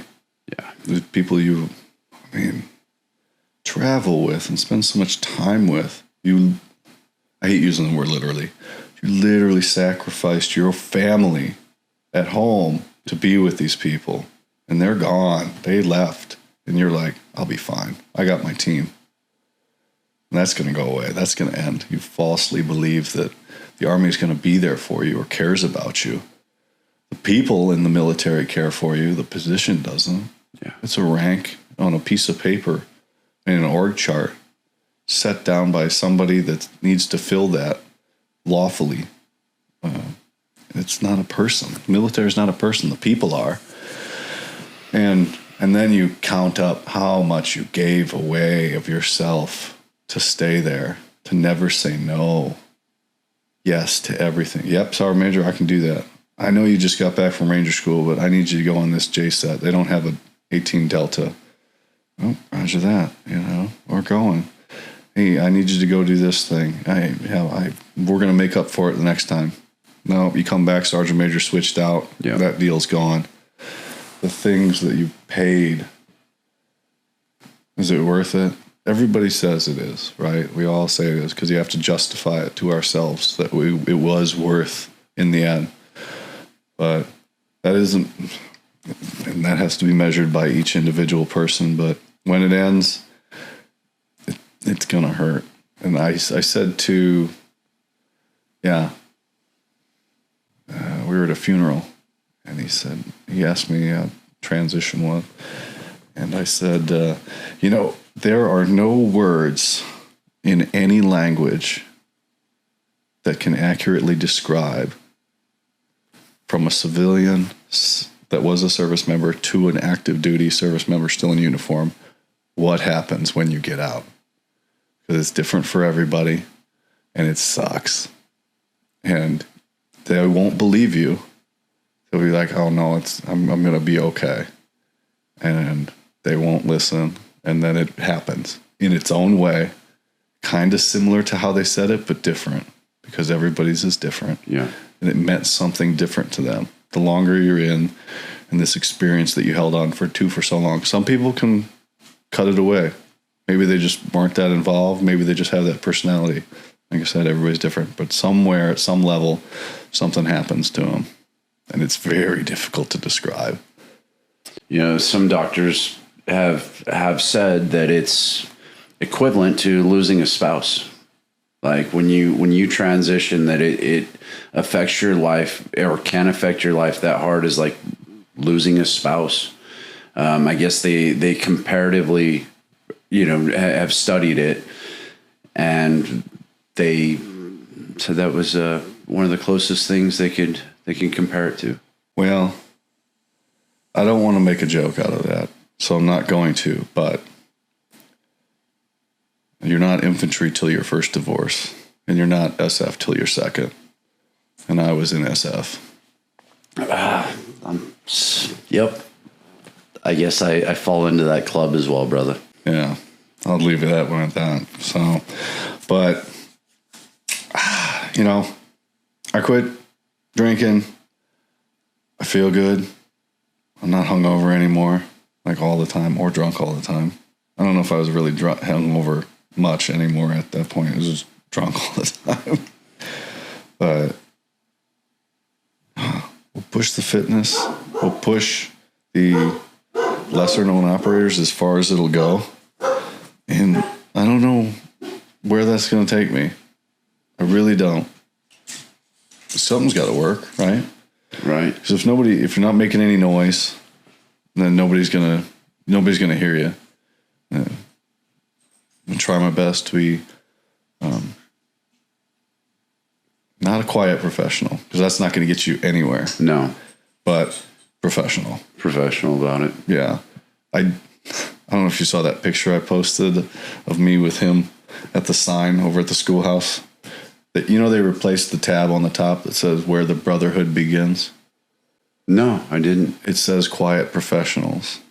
And I go, God, you cannot put quiet professionals in a giant blue tab and expect people to take that seriously.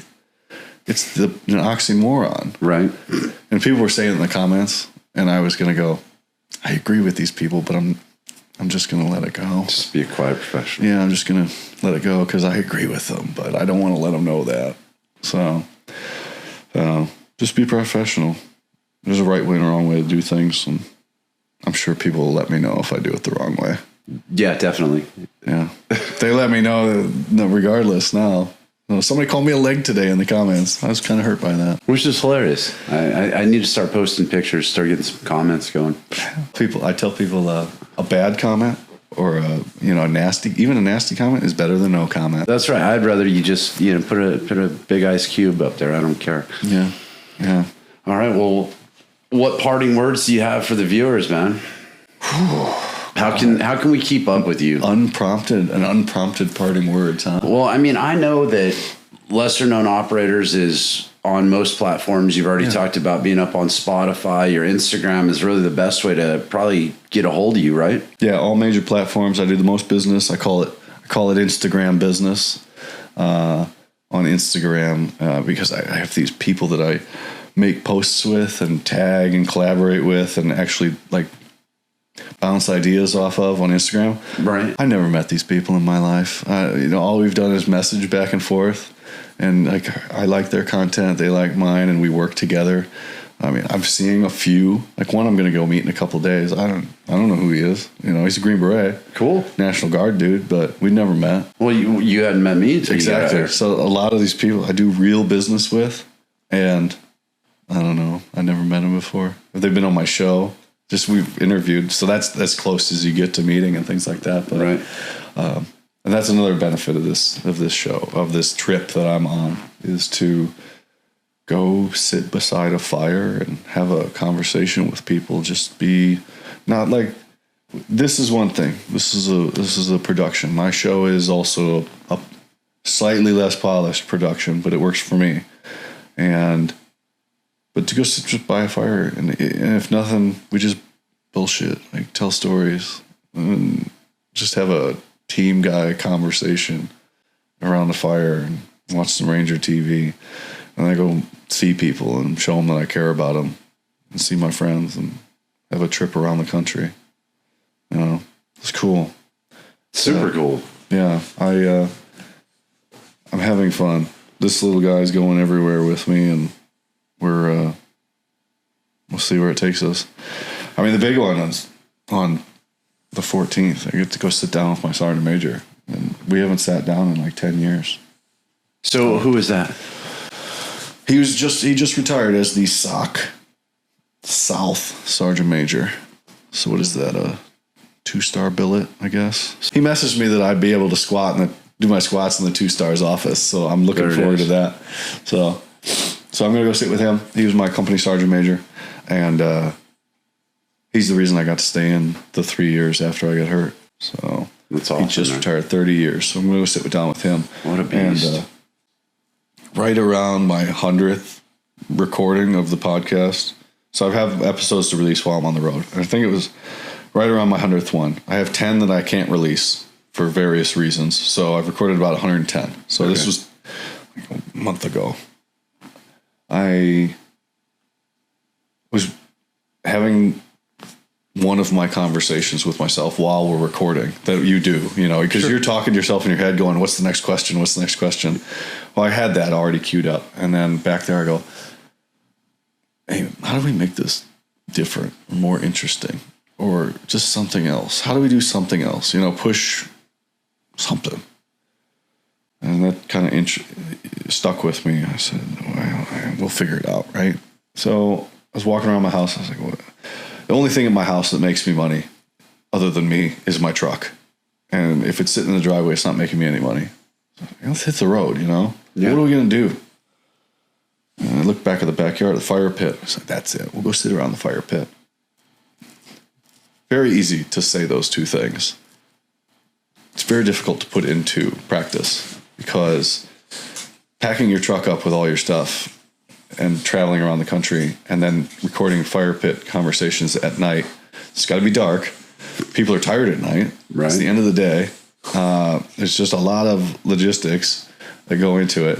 It's been good. So I started writing down a list, kind of a route I wanted to take, and started calling people, and then I started sketching it out and said, okay, we can go this way and go to these people. And I start calling people And a few days go by, and I said, okay, let's announce it, and let's just do it.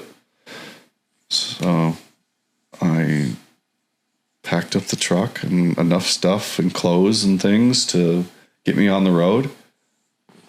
And October 1st, I left the house. And, come on. What's wrong? And now we've been on the road for 10 days.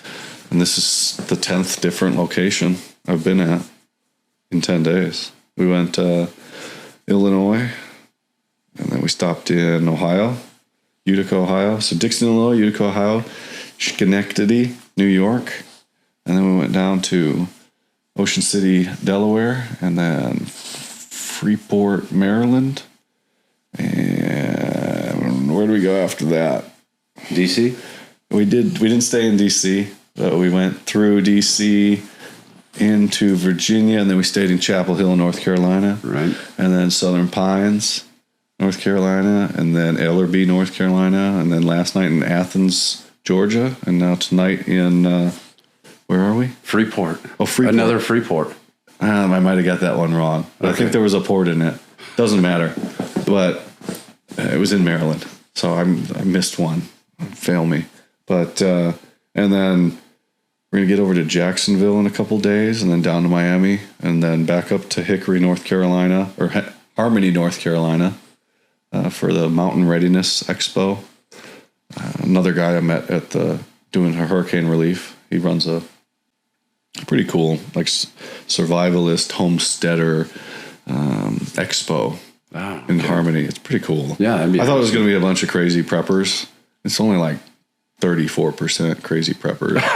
So the rest are just normal people. They're just normal homesteaders. Okay. You know, everybody there is normal people.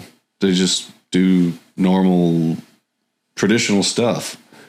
Like, you know, you had Charlie will be there teaching tracking classes. Tactical rifleman will be there giving instruction, firearms instruction. There's safety. There's counter surveillance, area protection. There's classes. There's homesteading. There's soap. There's guys selling magnesium fire starting rods. There'll be some food trucks. And so you're going to that on? Yeah, this I'm going to trip? go hang out on the 17th and 18th up there, and then we're going through Tennessee to Oklahoma, and then down to Temple, Texas on the 20th, San Antonio, and then after that, I don't know how much I'm going to be able to cover in a day at that point, because the country is massive. Yeah. At that point, because now everybody's pretty close together. 5 hours, I can get to the next person. Right. But everything is so far away. And I want to get to first group and then back over to Bozeman and then home. And that's 70 hours from San Antonio up to first group and then back to home in the car. You know, that's a long ways. So we'll see how things shape up after I leave San Antonio and head to Phoenix. Phoenix, I think.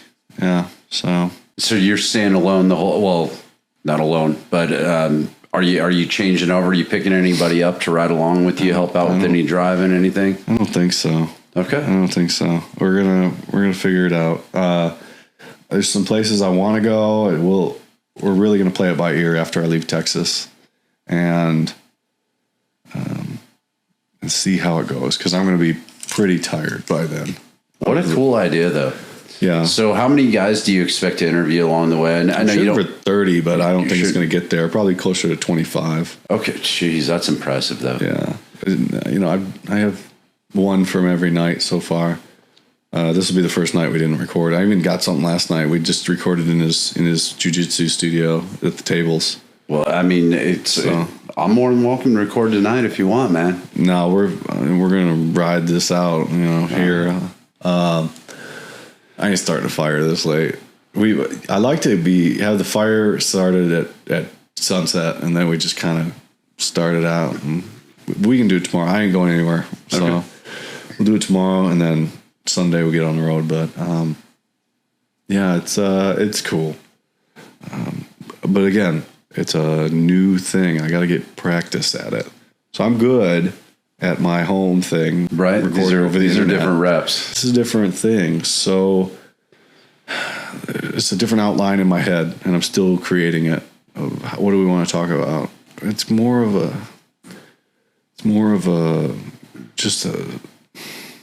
everybody sat around a fire, and you just talk, and if you don't want to look at the person, you just look at the fire, and it's cool.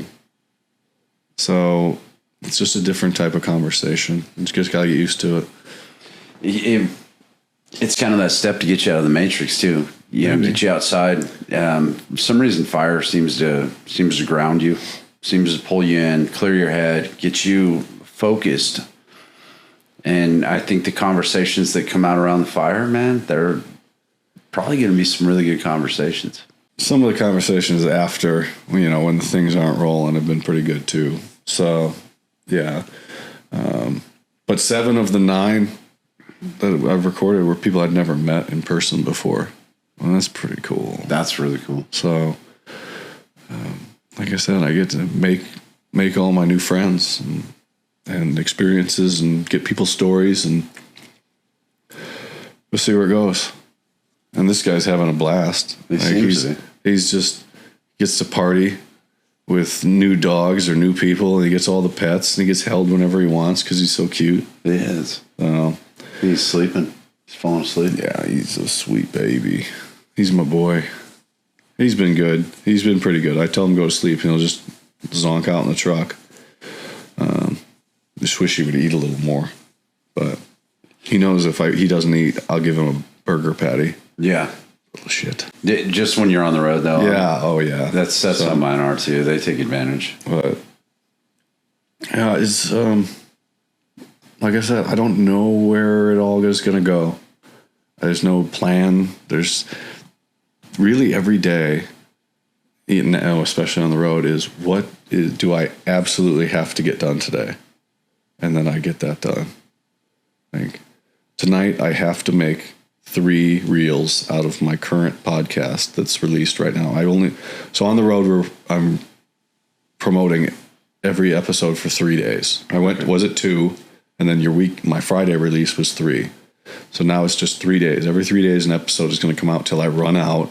And then I'm going to figure out what I got to do at that point. So I'm going to start releasing these up from the road. When I run out, I got to figure out how to do that.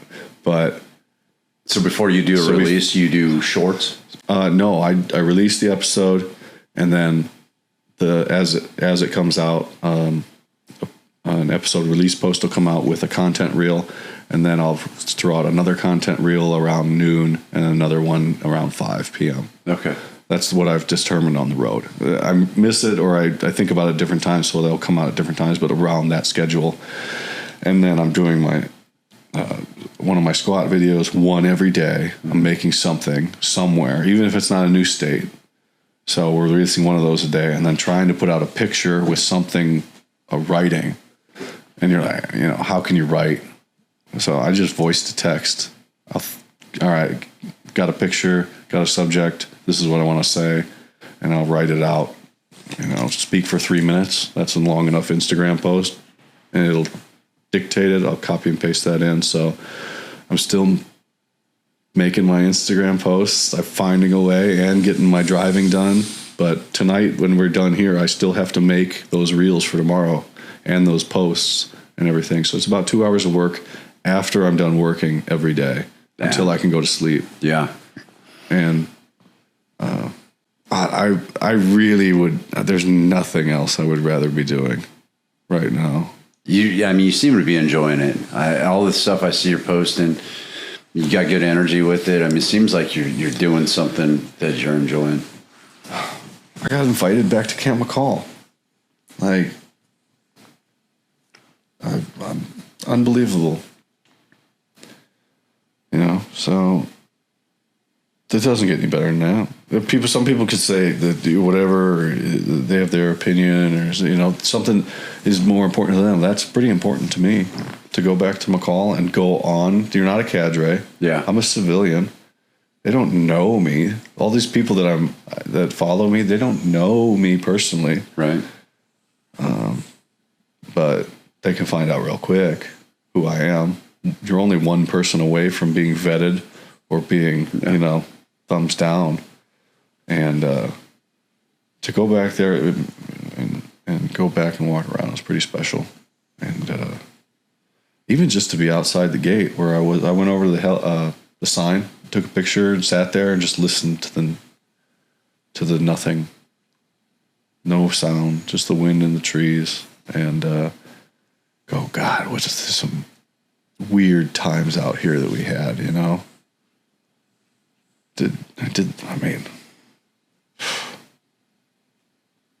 I wish everybody could get to go do that. And to think of the things we did and sit down and give my opinions to people that maybe they can take that into account or help them out and connect people. But you said, like, what was your parting words, right?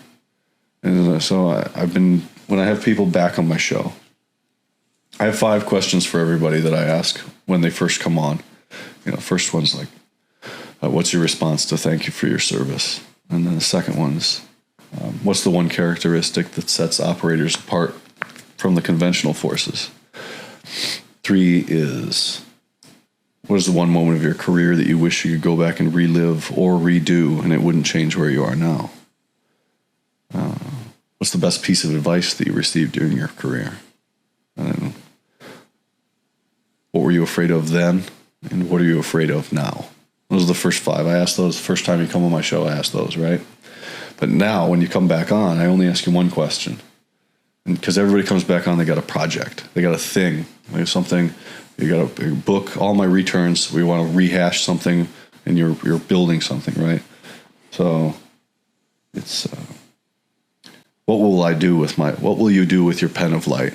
Because if you read Jordan Peterson's book, 12 Rules for Life, in the end, right, he gets this pen that illuminates the paper in the dark, and you can write in the dark and see what you're writing, right? And he likens that to this great opportunity or this project that you're building.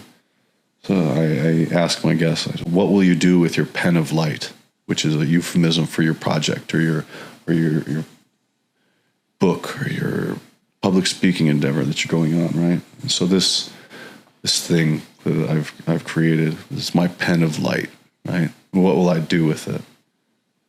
And the constant thought, what will I do? What good can I do with this project, with what I'm doing now, with going to meet these people? What positive influence can I have on the people around me for better, to help everybody improve their position and hopefully improve myself? Because as I said, people don't listen and they don't read, but they will watch the fuck out of what you do.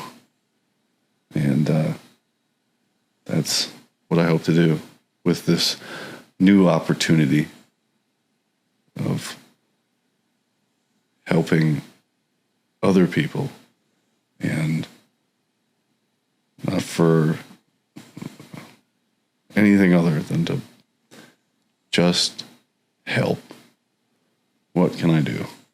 And hopefully have an impact on people's lives going forward. Yeah. So that's my piece of wisdom wrap up for the for your what did you say? Any parting words of wisdom? Parting words of wisdom. Yeah. So yeah, an unprompted parting words of wisdom. But all that what I said there, that's 100 interviews, right? That's the distilled stories of 100 people telling me very wise things, and listening to them and taking what they have to say. And I didn't have those experiences, but I got to hear the experiences from these people and actually listen to these people. And they're my friends now. And I'm in a position to hopefully bring all these people together for a positive reason. And, man, just think 200, 1,000 interviews. You increase your capacity to learn, to know more, and to listen and to care for people, have perspective, and see things from other people's point of view. And I think it's really cool. I wish more people would get to do it or have the patience to do it. Most people, they get into this and they just give up. It sucks. It's hard. Yeah, everything's hard. If you want to be good at anything, it's hard. If you want to be good at selling lemonade on the side of the road, it's going to be difficult to make money at it, right? Everything is going to be difficult if you want to be good at it. Doesn't matter what it is.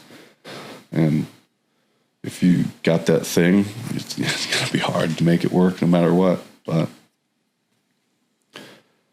yeah, where are we going to go with it? Dude, there's a ton of wisdom in what you just said. A lot of the things that you brought up that motivate you spoke to me, things that I hadn't thought of. Getting out there, putting yourself out there, just listening, being that for somebody, being able to help, being the right tool that they need you to be, right? Kind of like that sheepdog mentality of, you're there to protect the flock. You're not there to harm them.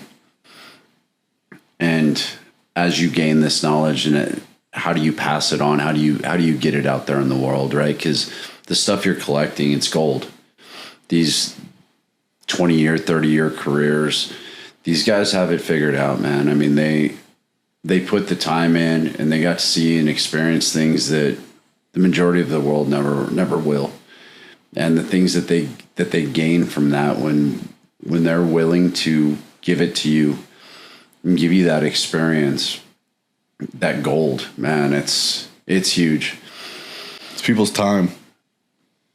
The only thing we have that matters is time. And I don't have the most high-tech show. I don't have the best, but I can interview you and I can listen to you and do the best that I can with what I have, because I can't afford other stuff and I can't do it up. But can I conduct an interview like Joe Rogan? Maybe not, but I can try. Yeah. I can really try, because these people taking time out of their day to sit with me, and I want to give them the respect that their time's worth. My time's, is it worth something? This is what I'm trying to do. I'm fully invested in what I'm doing with my time on that project.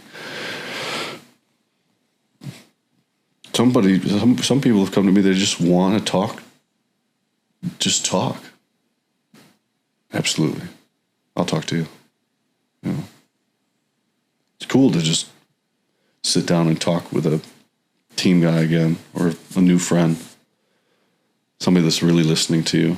It's a lot of respect there, and I'm having fun with it.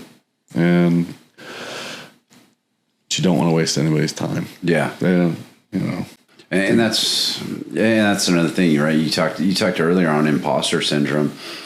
It's like, man, I feel the same way that you do about people's time. That's your most valuable thing. And if I get you to come out here, I want to do it right. I want to give you a good interview, let you tell your story, right? And I am genuinely interested in what my guests have to say, because I know that it's gold. I mean, you guys have the most beautiful minds. You guys have experienced things that I'll never be able to hear those stories, man. I think they're phenomenal. So it's very fascinating. I love this dynamic and being able to do it too, man. So I get where you're coming from. And the other things of it, like when the episode's going well and easy, I know when I finish, I was like, that's a great interview. I didn't learn anything about skill wise, because I got that, because that person and me, right cadence, right thoughts, everything, there was no drop off. But man, when it starts off and I'm like, I got to work for this. I got to get this person to talk. Then I'm learning how to get to this person. I got to learn how this person thinks here. Right. And that, and there's There's an opportunity in every recording.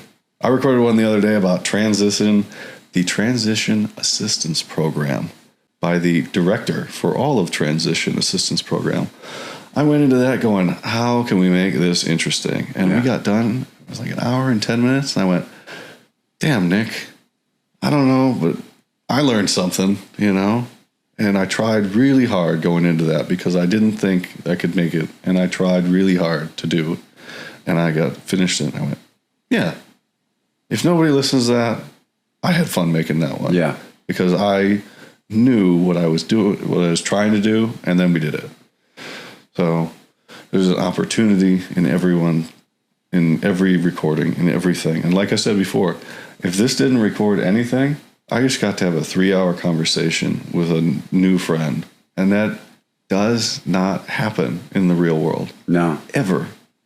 It never happens. Everyone's always on. I mean, they're stuck in their phones. Like you cannot get somebody's attention for this long and really get down and dirty having a conversation. I've made some new friends from all of this.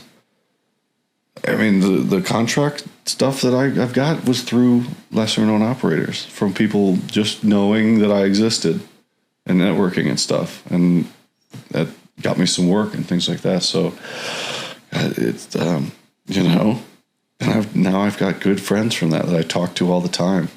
And there's so much opportunity if you're looking for it. But I'm well aware that I am in the place I'm at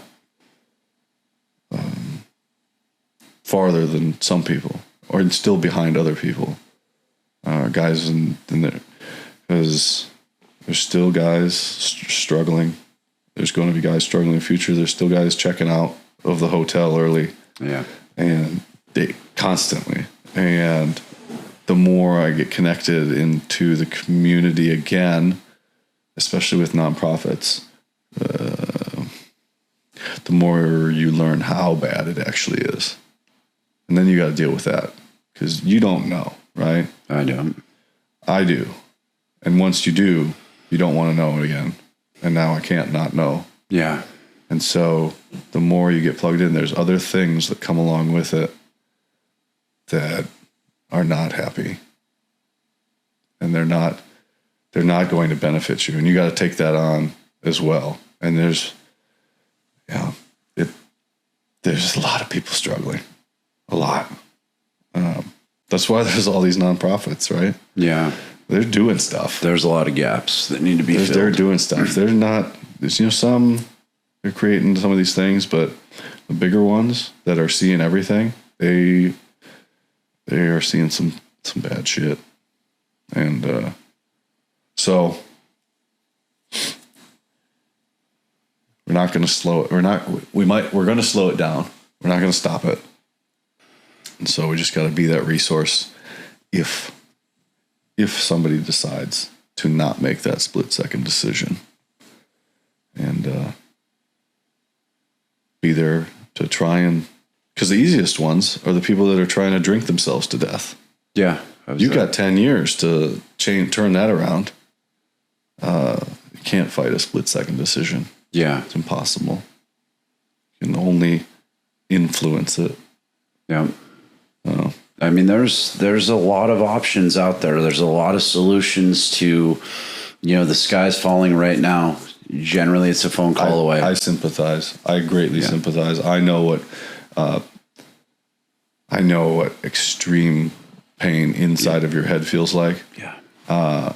On the mental side and the physical side, I do sympathize, and probably more so than many would give credit for. But my best friend killed himself in July of 23, and man, I did not take that well. Jesus. Not well at all. And so that was the start of me stopping drinking, was that, because I went off the deep end, as you would say. Yeah. takes a really bad event to stop anything, because it would have never stopped. It would have never stopped. I would have just descended into hell. What is it? What do you say? You'll stay at a slightly shitty job for the rest of your life, but you won't stay at a terrible job for more than one day. So, yeah. And then I don't. And unfortunately, my first B team sergeant killed himself almost 2 years to the day later when I was up at Fort McCoy with the 519. They were doing a SFRE. Yeah. And that was tough, terrible, because there was a couple guys on that team that knew him and served with him. And I wouldn't say it was easier, but I was in a much better place. I was surrounded by Green Berets. And they're like, what can we do? I was like, we can continue to train because there's nothing I can do about it. And this is the best place for me to be right now. Right. There's people hurting a lot more. Yeah. And unfortunately, we kind of get numb to these things as well. I wouldn't say I'm there, but some of the people I associate with have had so many people do that they are. And that's shitty too. It is. So what do we do with that information, right? I'm fairly new to the arena. So does that mean I have more of a longevity a capacity to care going forward, to be involved in it? Because eventually everybody burns out on it. You can only take so much until you like that, you've watched crime documentaries where the detective says that was the case that did it for me. Yeah. And they retired after that. Yep. Same thing with trauma or suffering. Yeah. You fill your glass up and then the glass goes away and then it spills all over the table. And you can never put it back in the glass. It's just everywhere forever. So I think that happens with all of this. You can only take so much of it.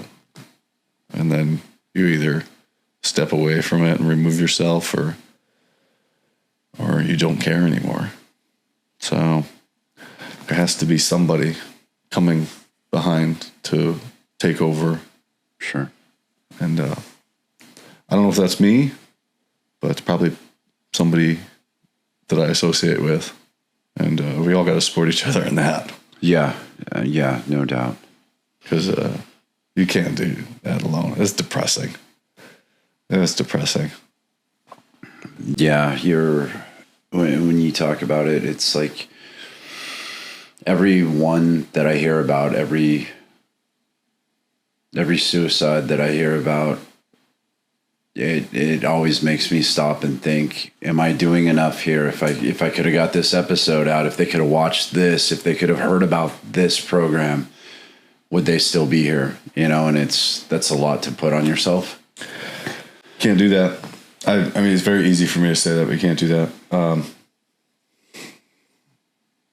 Let me see if I can say that. I got a friend who was daily monitoring the guy, daily phone calls,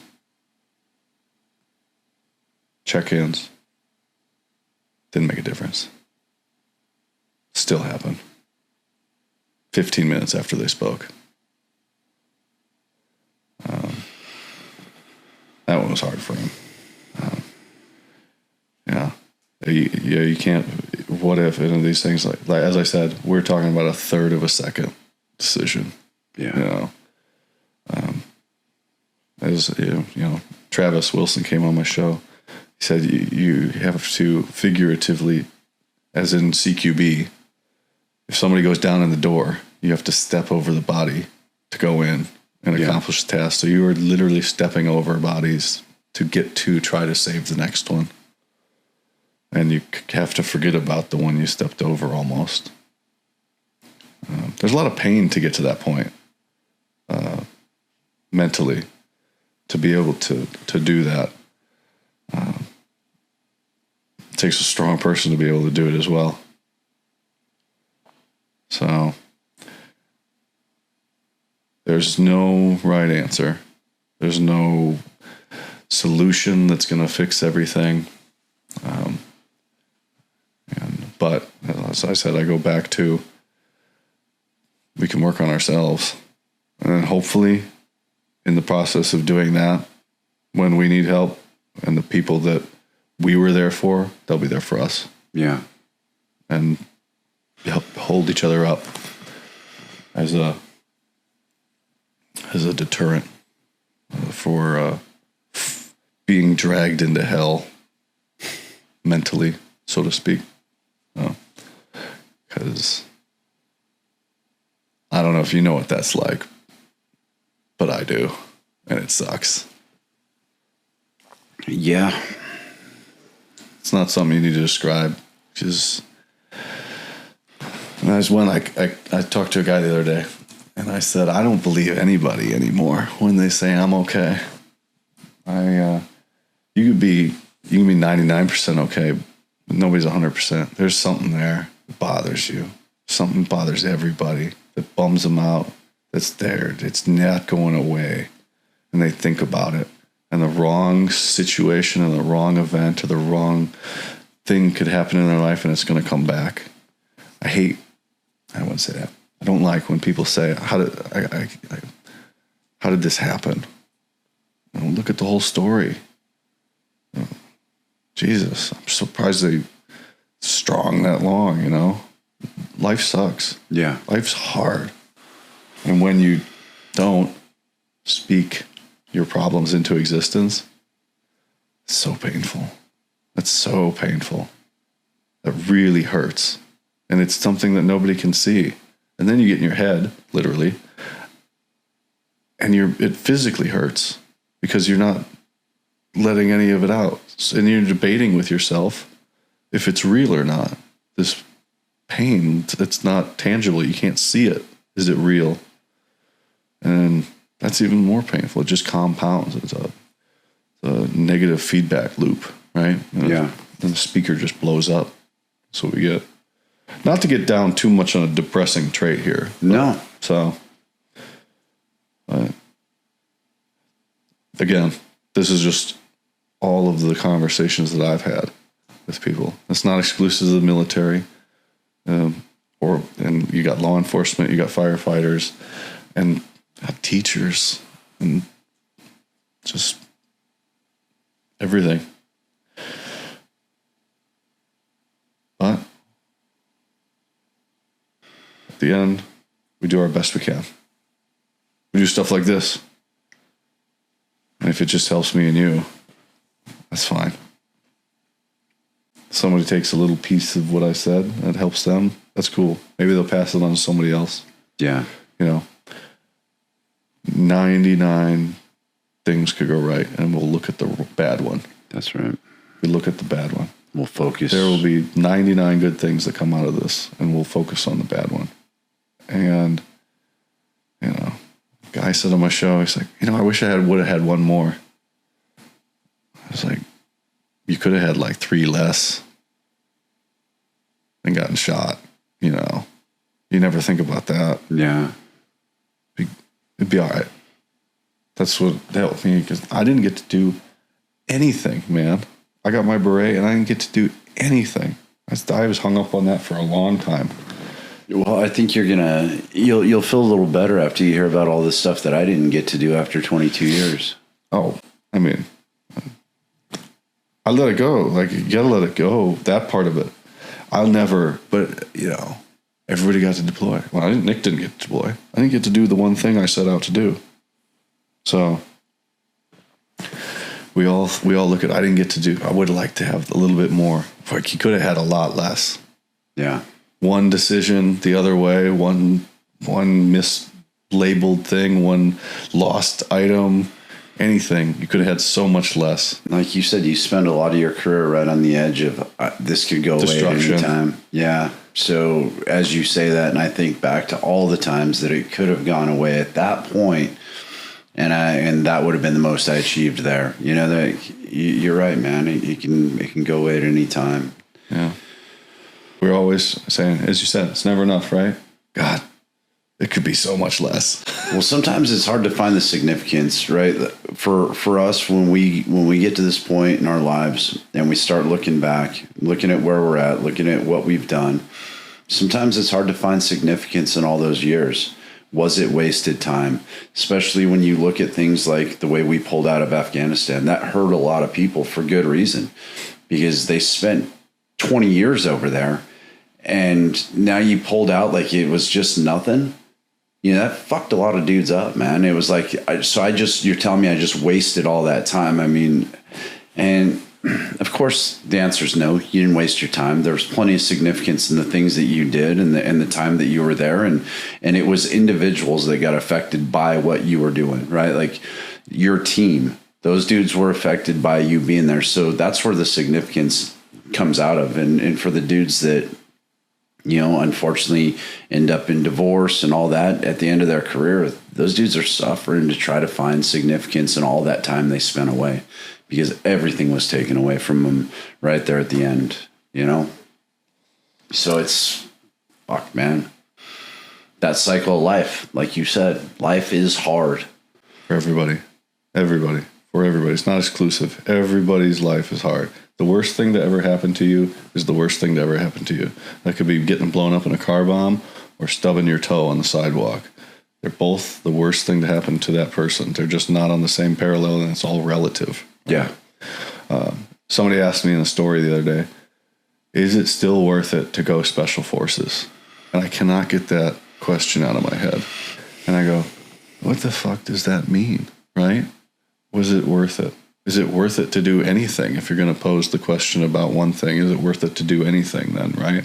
I'm thinking about it so much. Like, was it all worth it? Yeah, right? Wasn't it? Was it not? And we look at everything and we apply that. Was what I sacrificed worth what I got back? Well, you know, if you're building a sports car in your garage, you never get any of that back, nope. Right? It's always a diminishing return. Somehow you've spent way more than you ever can sell it for. There's always this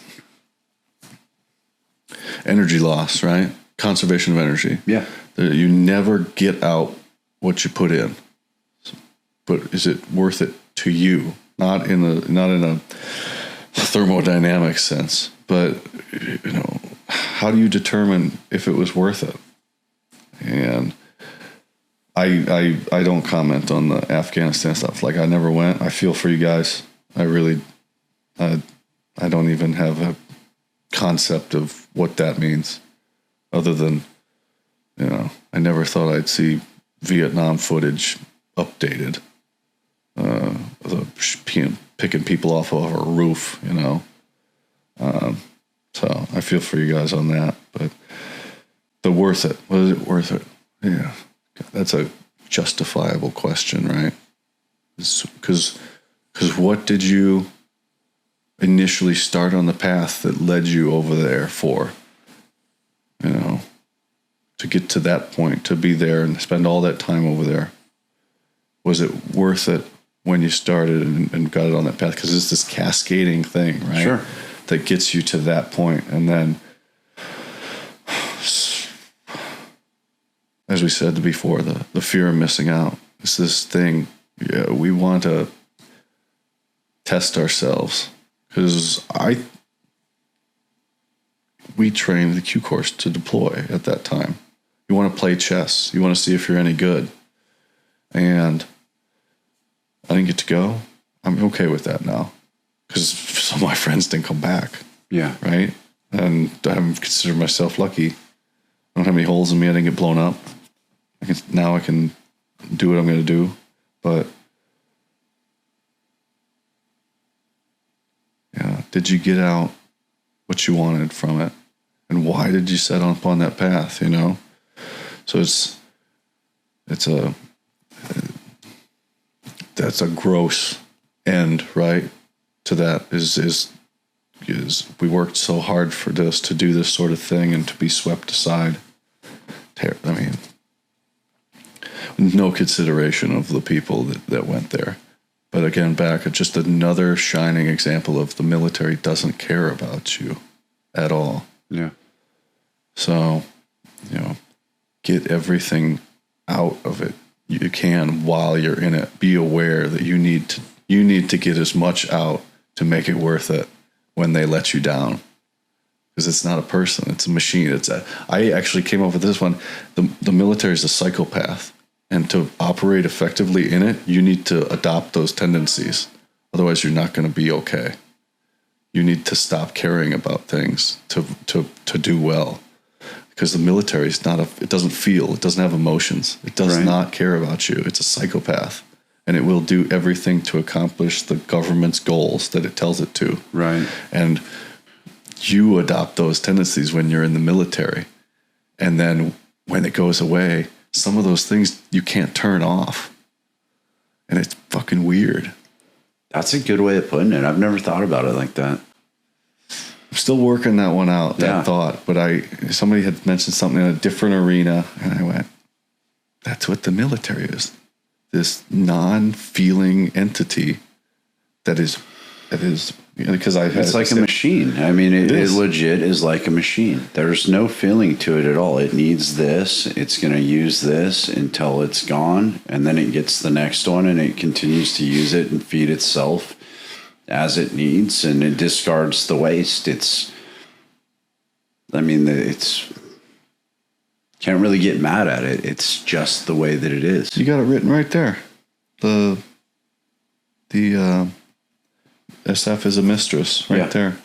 So and it'll leave you for a younger man. I said, the Army will take everything you give it. Yeah. And it will not give anything back. No. But everybody most people speak about it with reverence. Like, God, I'm glad I did that. Yeah. And the only thing because this is the arena that I'm in, not for very long now, but I'm critical of the content coming out of the schoolhouse. And I said that, and then I immediately went, well, what am I going to do about it, Nick? How are you going to be? Can you do better? I don't know. So I started thinking about it, and what you don't hear is why we all can't get over it. Why we're still all talking about it all this time later. Why it's such a big part of it. Yeah, you can go to the school and you go to all these other things, but the worth it. Everybody still, it was worth it. And you don't hear that. Just the little clips of man, all these people still cannot let it go. There must be something special about it. So special that we dedicate a portion of our lives after the service to still have it in our lives, to go out of our way to keep it in our lives. Whether it's Special Operations, Green Beret, Rangers especially. Yeah. I mean, the Marines are Marines forever. Yeah. I wish all service members spoke about their service and cared about their service like Marines. Yeah. I think it would make the country a better place. I 100% agree. But nobody cares about the Marines more than Marines. Oh, yeah. I think that's great. I do too. Rangers, it's right up there. You're a Ranger. You tab scroll, you're in the club, you know? Unless you do something very egregious. But everybody gets RFS'd eventually. But, right. There's a level there of that. But, when you're still accepted. How can we get that out there? I think it's stuff like this. But this is long form. It's tough to listen to. You got to get the little bits and things. But we'll go ahead and... so I want to thank you for making Team Trek podcast one of your stops, man. Like, I don't know if I was one of your first calls when you were setting up. I've been trying to figure out how to get down here since we spoke. I just didn't work out. Well, I'm glad Rick set us up, man. It's like setting up that call initially when you were starting off, man. I'm uber impressed with where you're at. I mean, you've taken this thing and you told me you were going to do it. You said, I'm not going to stop. I'm just going to keep going 100 miles an hour the whole way. And man, I'm impressed. I mean, that's the things you've done, you're definitely making a difference. The way you've been able to grow and get your messages out there, man, it's affecting people. Sometimes it's just a couple of words that are needed that day, but like you said, man, you're having a positive impact on it. You're getting the results that you're looking for. So, dude, I just encourage you to keep going, man. Let me know if there's anything we can do. Stop back by any time. But yeah, man, thanks for coming out. Thanks for telling us this story. And yeah, I look forward to recording with you some more, brother. So. Absolutely.